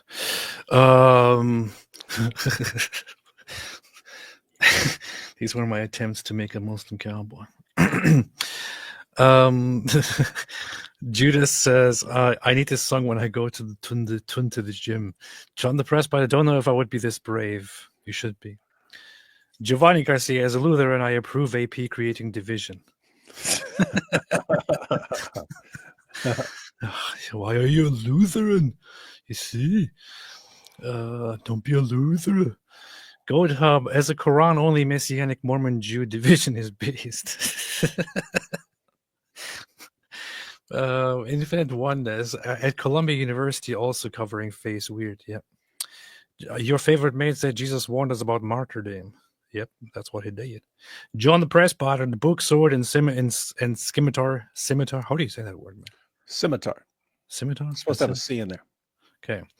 Showed me how Coptics are based level 5,000. Yeah, that's Raymond Ibrahim's stuff. Oh yeah. Nice. No Faith Killer says you have to do so crazy mental gymnastics to say they're not martyrs, and also to make Jesus look like a liar when he says whoever loses his life for my sake will find it. No, it says whoever who loses his life as part of Jay Dyer's church will find it. Why do you have to talk trash about Jay Dyer, man? Hey, look at this. Look at this here. This is one of Mahmoud Khalil, who is currently being deported. It's very based. Dennis says, "Oh, thanks, man. Thanks. Yeah, caught it. Islam, the forerunner of fascism." Powerful. Salmon, do you guys think ISIS actions were justified Islamically, given that they didn't give them the option to pay jizya and live under Islamic rule, albeit subject? No, I don't think. I think they can be justified under Islamic principles, considering that they are in a state of war and haven't established their functional state, so they can go rogue and basically kill their enemies in the name of Islam. It would be normally considered Islamically approved if Islam was in a state of war like that. What do you think, David?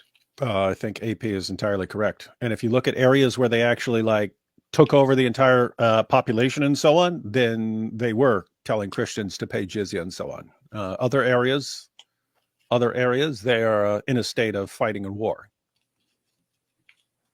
That's very based. And apart from that, we don't have the details. We don't know what they were offered.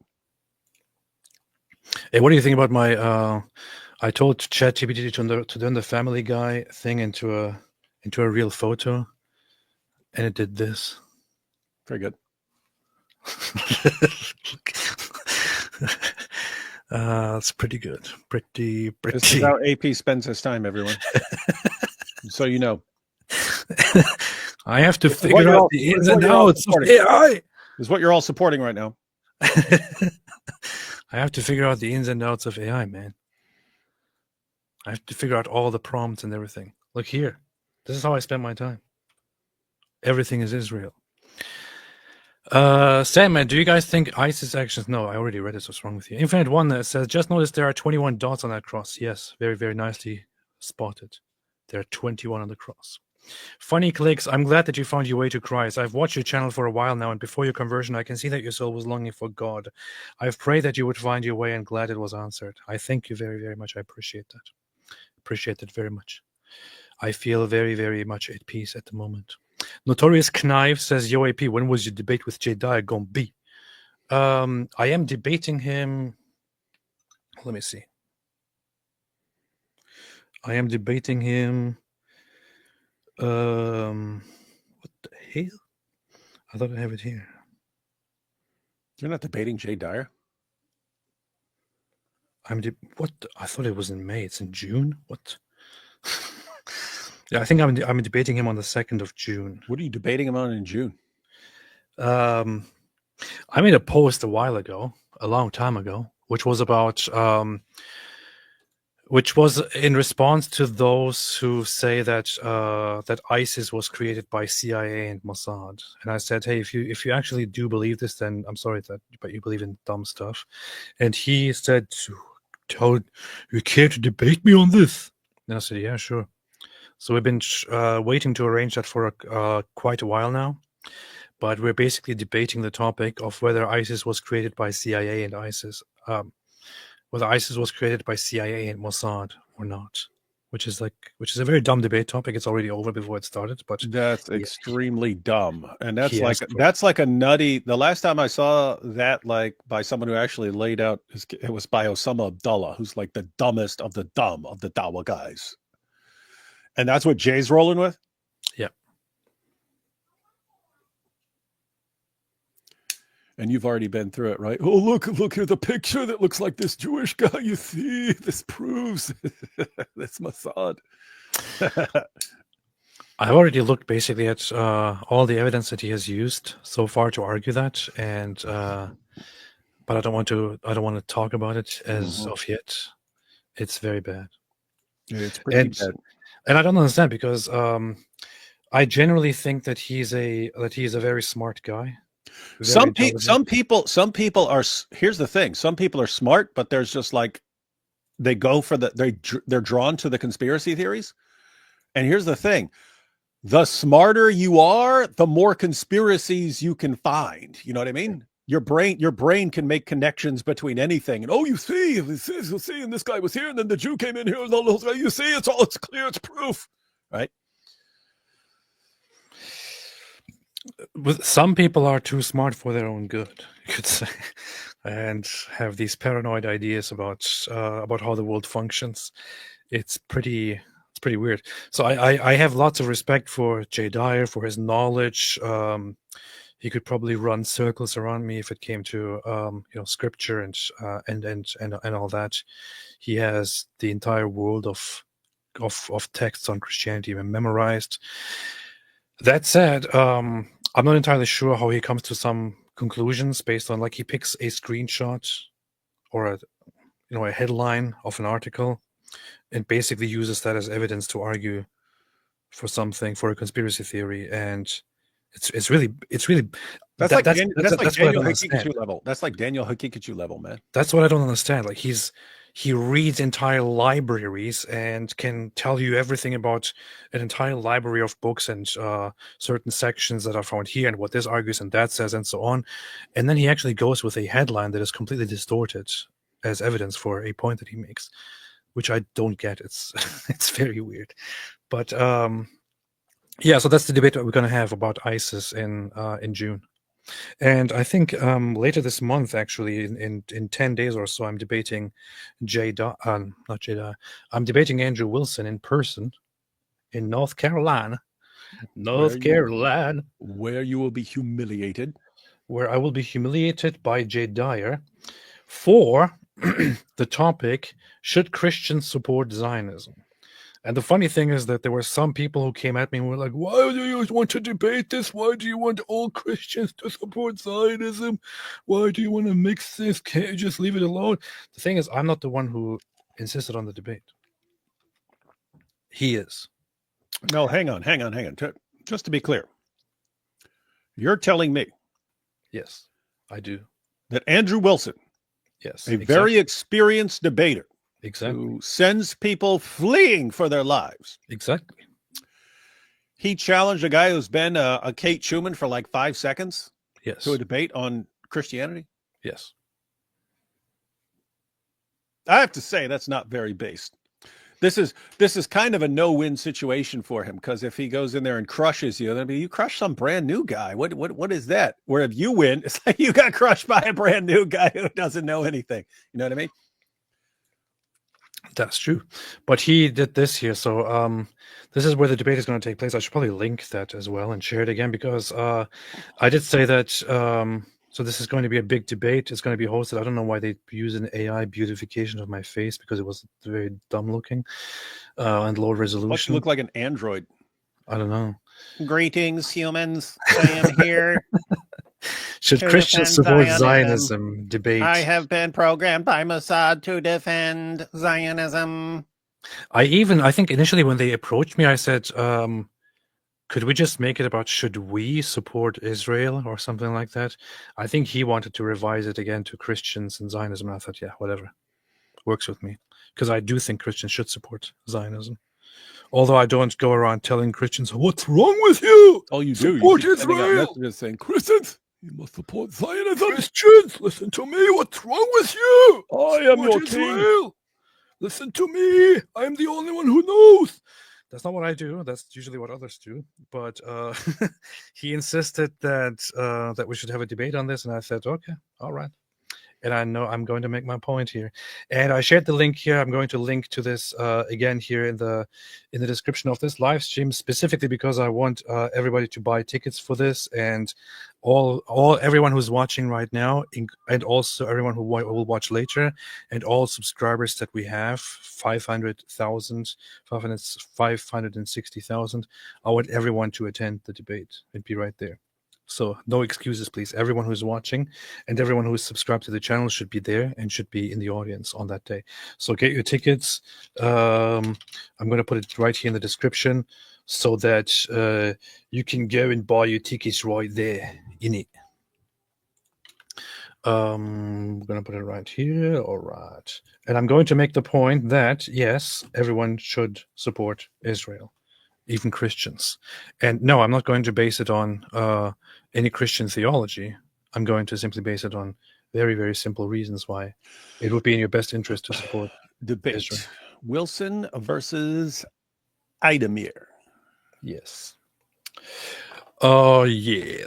Yo, AP, when was your debate going to be? Ruth 1:16 says, Islam God says, I will kill for my religion. Christian God says, I will die for mine. That's very, very based, man. It's very based. Wait, I got to pay all this money to get for backstage? Pretty sure that you wouldn't have to pay anything there. Oh, I can just show up? Yeah. Okay, I'm just going to show up then. I will say, that's my boy. You see. Your favorite maid. My heart goes out to the 21 and their families. Alex SN, I might be mistaken, but I believe this will be your first Pascha as a catechumen. AP, God bless, and I hope you enjoy the service. God bless you both. It is indeed going to be my first time ever. What's Kate It is Schumann? my first time ever as a Kate Schumann, and my first time ever. Because before I just never paid attention to it. So, yeah, my first time. My first time, and sometime later this year, I think I'll get baptized, inshallah, if everything goes well. So. Yeah. John the Presbyter. So your life is threatened daily for your faith, but I find your pre-thub ortho-bro debate style and X lacking, you heretic. John Lee, blessed Easter and keep up the great work. Thank you so much. Appreciate it.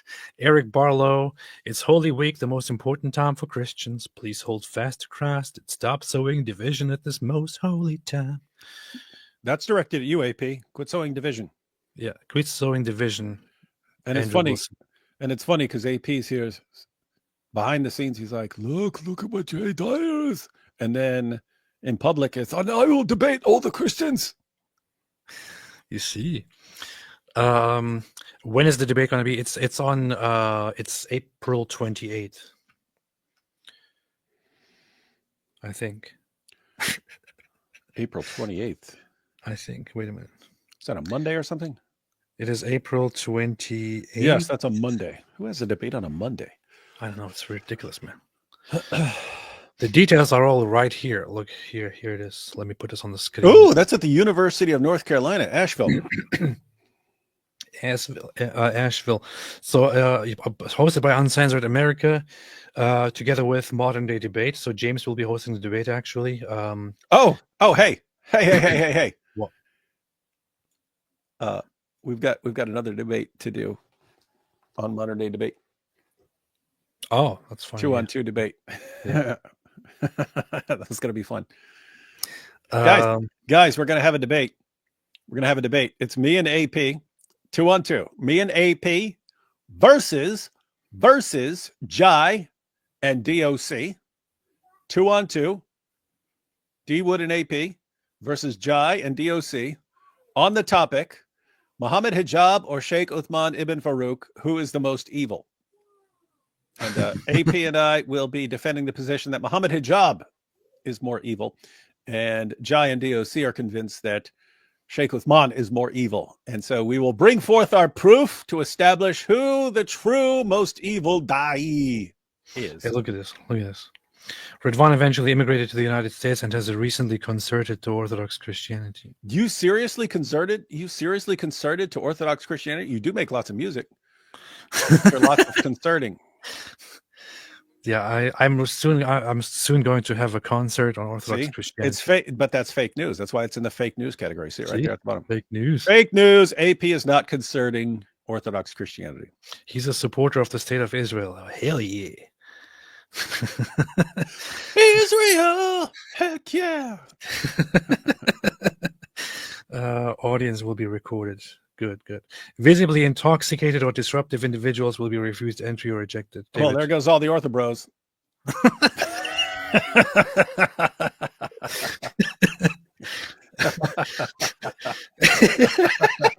What? Man. Alcohol, drugs, amplified sound, others, animals are banned. What about bombs? What is weapons? Items? Weapons of what the hell? Weapons, ammunition, knives, protect. How are people supposed to protect themselves? I'm not going if weapons are banned. Man. Yeah, how's AP supposed to protect himself against the Ortho Bros? Free VIP. This is funny. This is Palestine.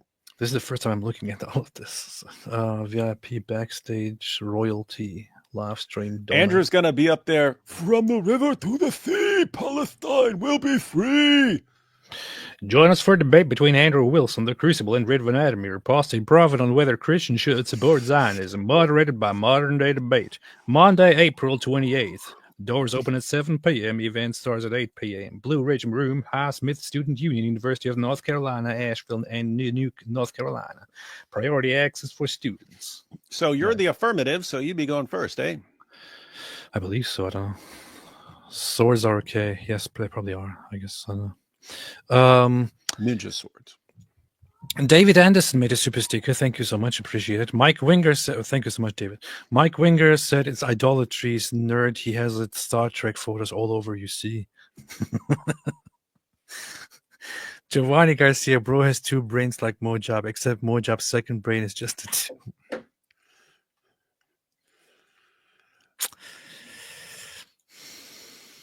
Very mean. Child of Jesus, happy Good Friday to you all in Jesus. If all churches to go back to early church teachings, we will be one again. What would you have their teachings be, or someone who came decades later changed everything?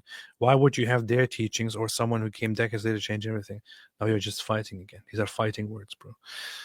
But thank you.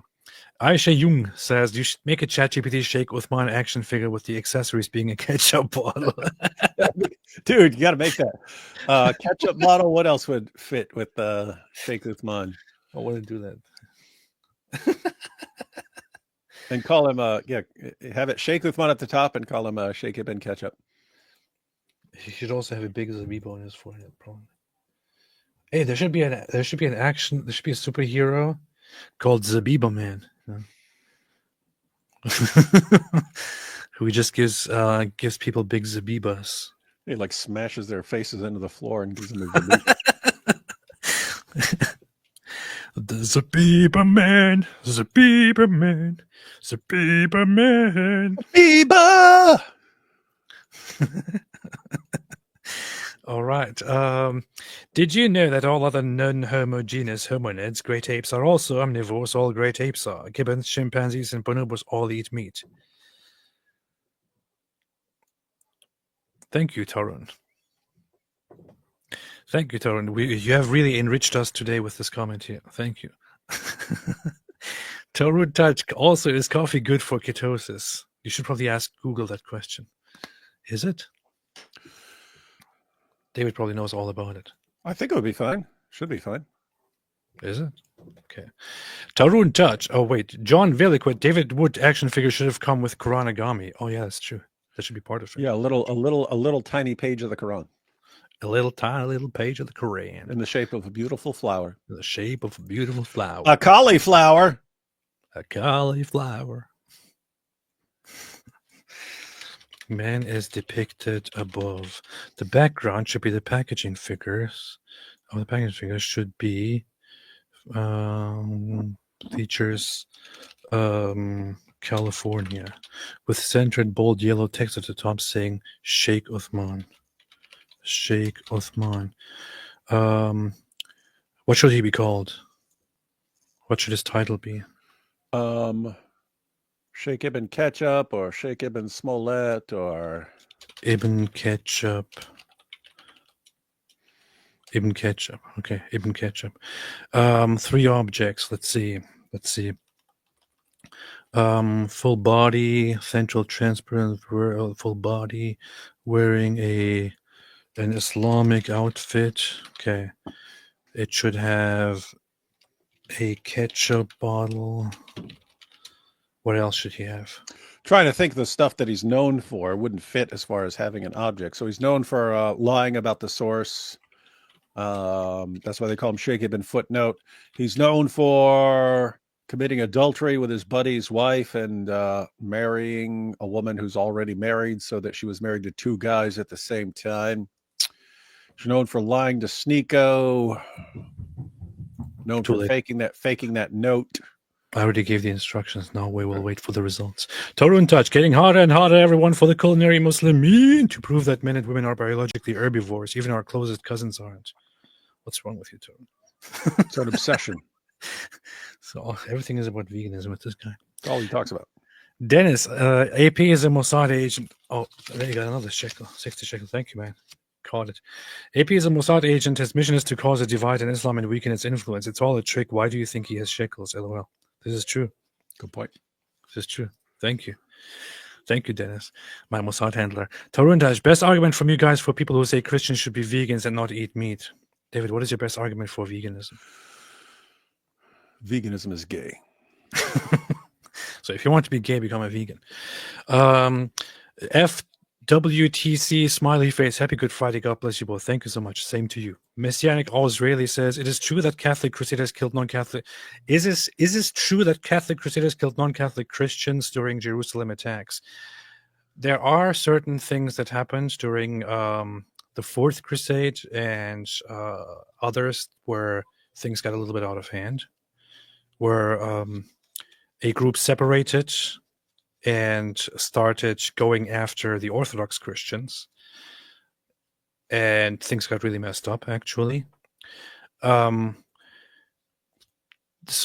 the Crusaders directly attacked Constantinople and took down the Orthodox Christians, and also engaged in some really messed up activities.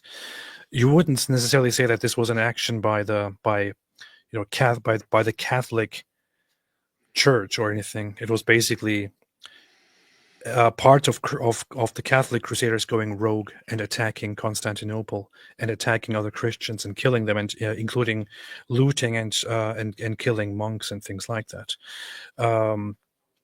There were also such fights done in Jerusalem and surrounding parts where other Christians were attacked, Jews were attacked. Aside from the Muslims, the primary reason why the Crusades happened were the Muslims, but others were also attacked. So stuff like that did happen. This is why And David and I both agree, I would say, right, that we think that the Crusades were a necessary action, and that they were good in nature, but things got really messy here and there. Yeah, justifiable in terms of their overall intent, but not as certain things were actually practiced. And I saw a presentation on this years ago by a professor, and he was pointing out that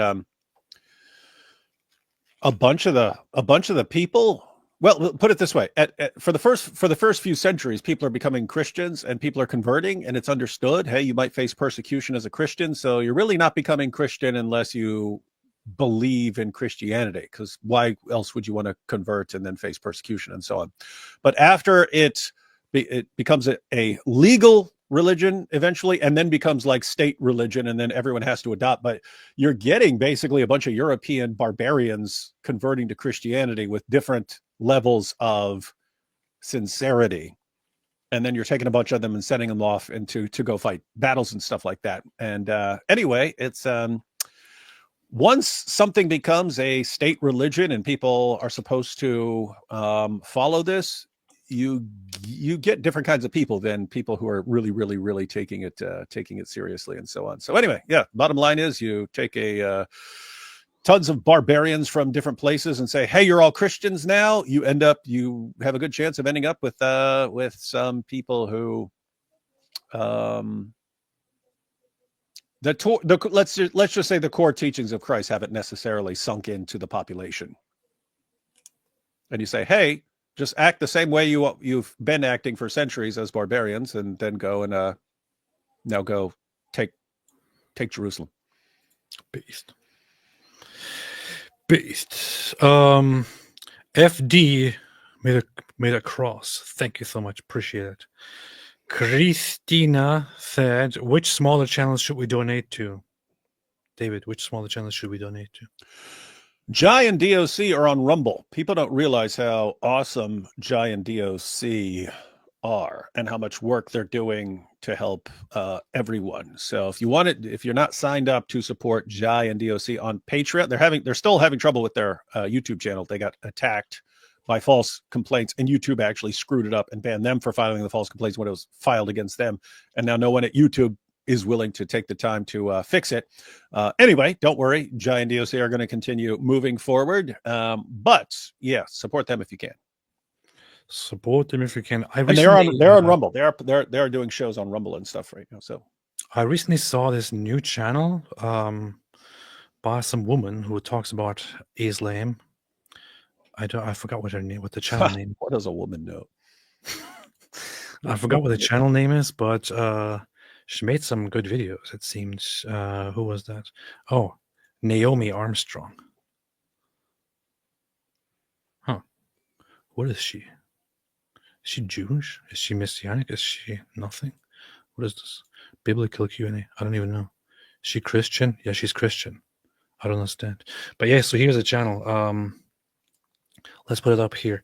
Naomi Armstrong, but she has a menorah and the name of God, and makes videos that I looked at, and it seems quite interesting. And she has a rapidly growing channel, so seems like an interesting channel to look at and look out for.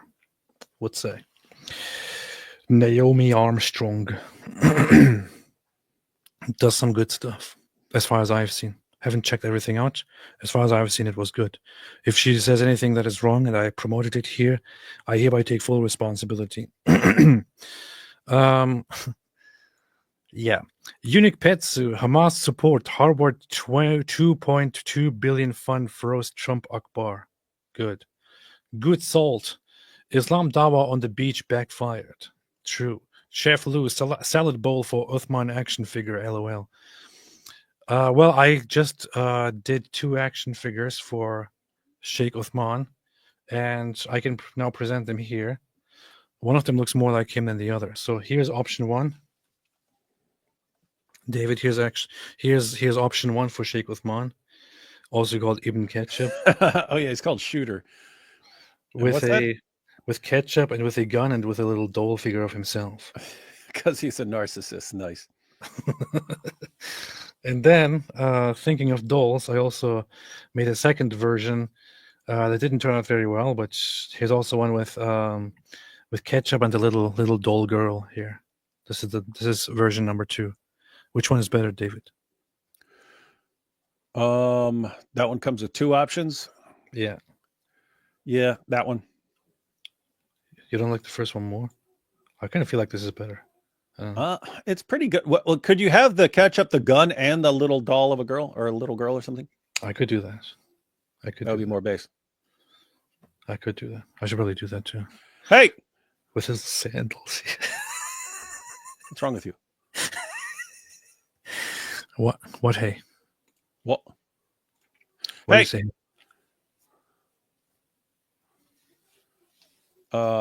What? Hey. Why is my computer glitching? David the Wingling said, AP, why is your favorite saint Nestorius? How dare you? I am getting into a lot of saints, and I love much of them. The ones that I have in my mind right now are Saint Martin. I'll talk about this more all the time. Michael Samir, thank you for sharing their story. God bless. Thank you. Appreciate that. Grumpy Cat Granny 18, rarely cat chump, laugh but always watch. You have taught me a lot. Thank you for supporting Israel. Thank you very, very much. Appreciate it. Metamorphosis, JP following the example of Pilate, John 18:38. Yep. Hey, yo.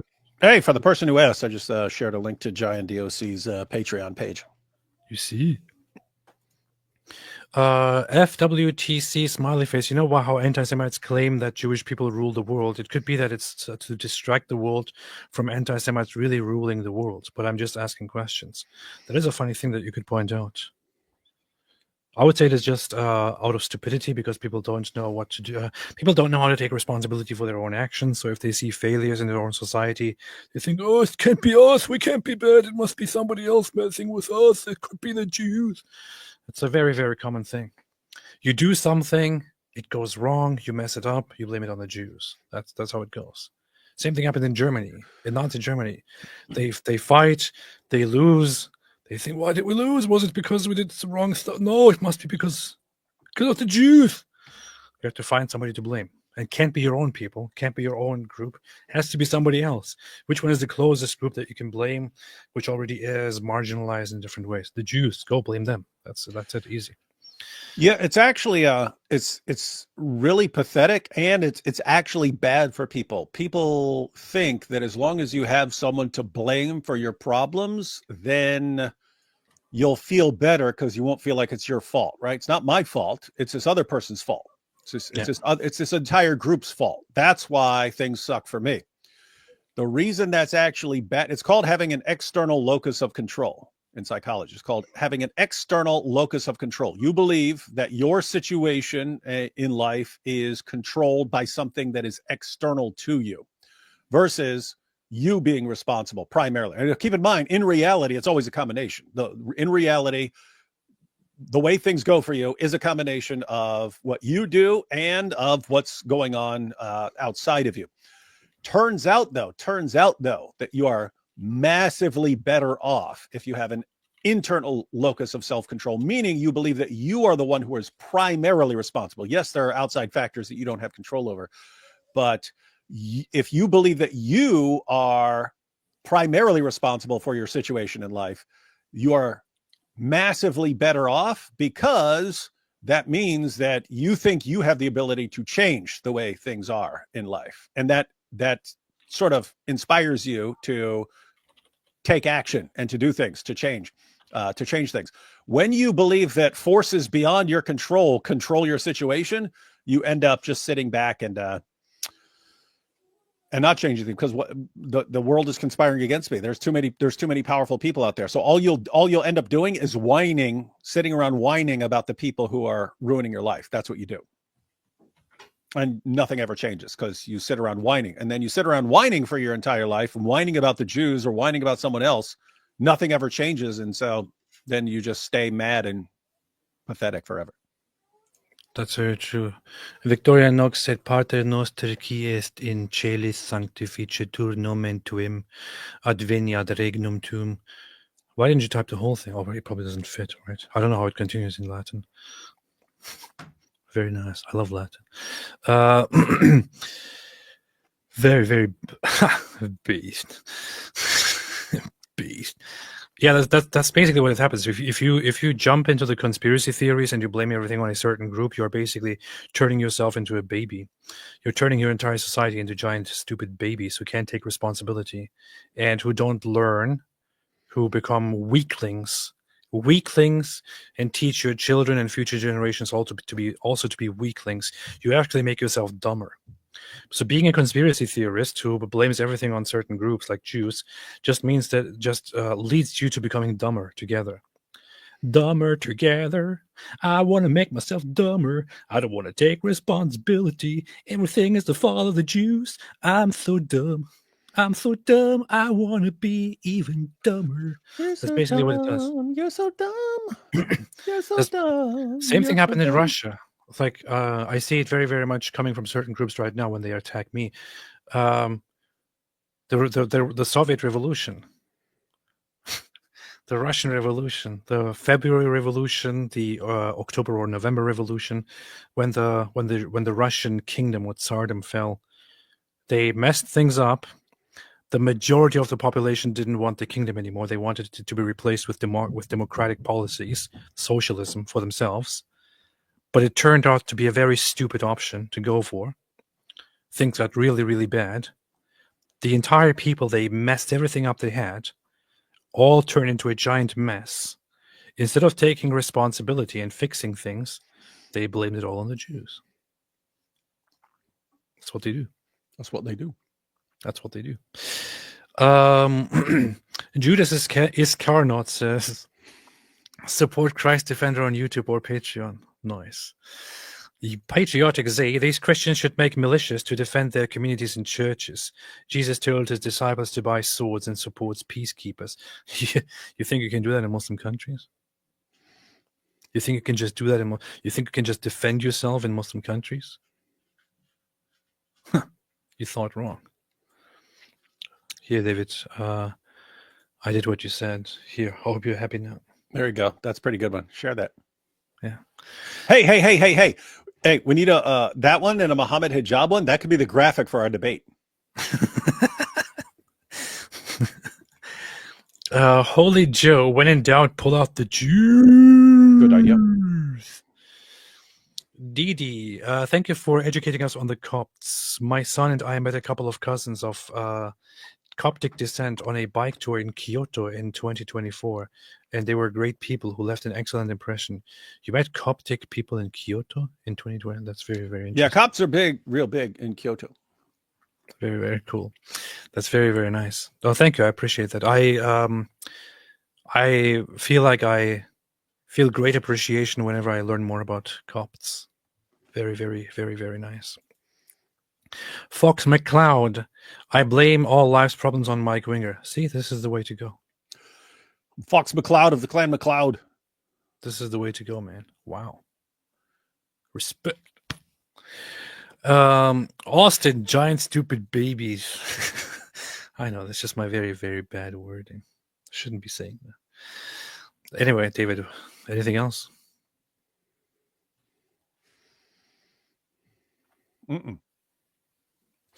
Talmudic Tunnels Construction says it's weird that Jew hate comes from both sides. This is true.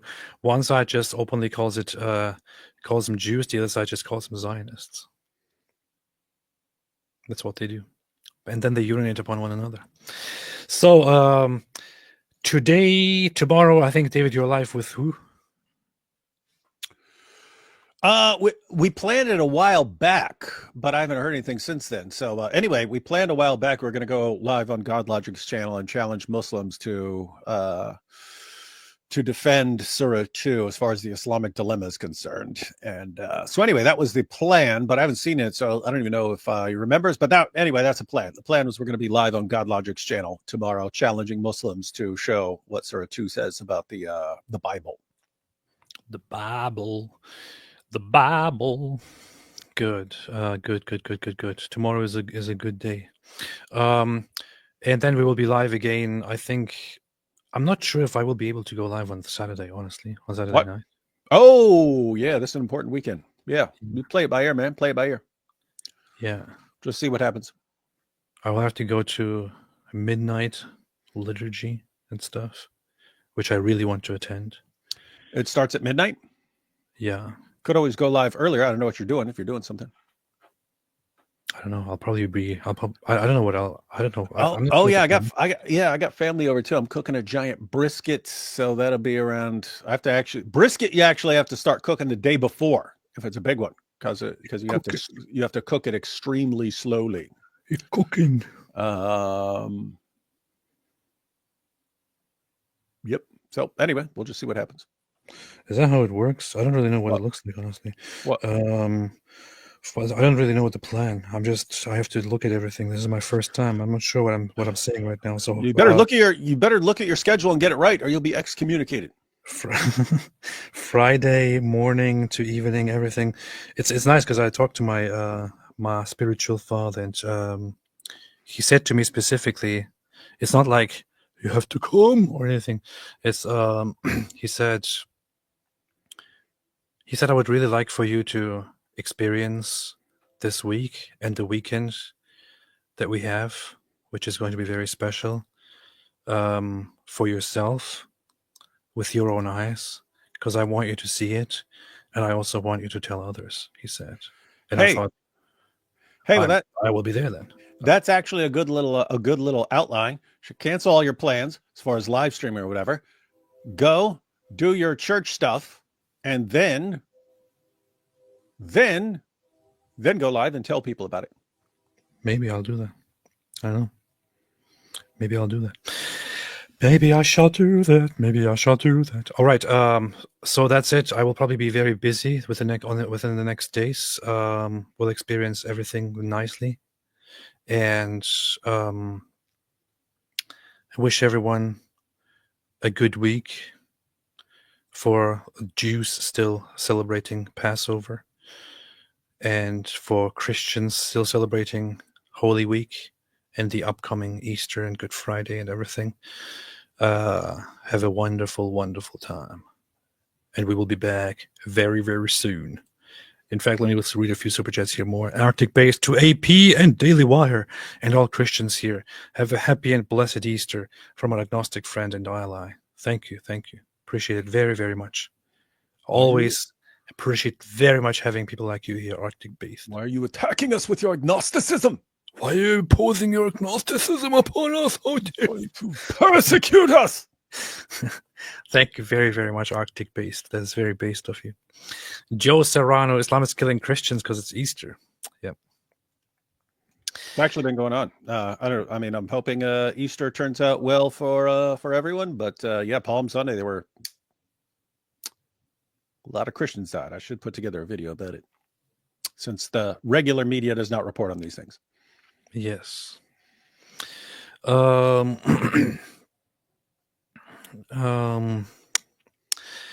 Sameach means joyous holidays, so it's good for both our people. Very, very good. Chag Sameach. Jack Ray 22. Very, very based there. All right. Thanks, everybody. Have a fantastic time. And as always,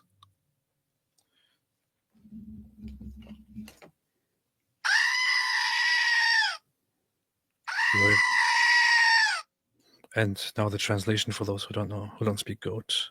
It comes from our in-house translator and representatives of the goats themselves, who has learned our language in order to deliver the message to you.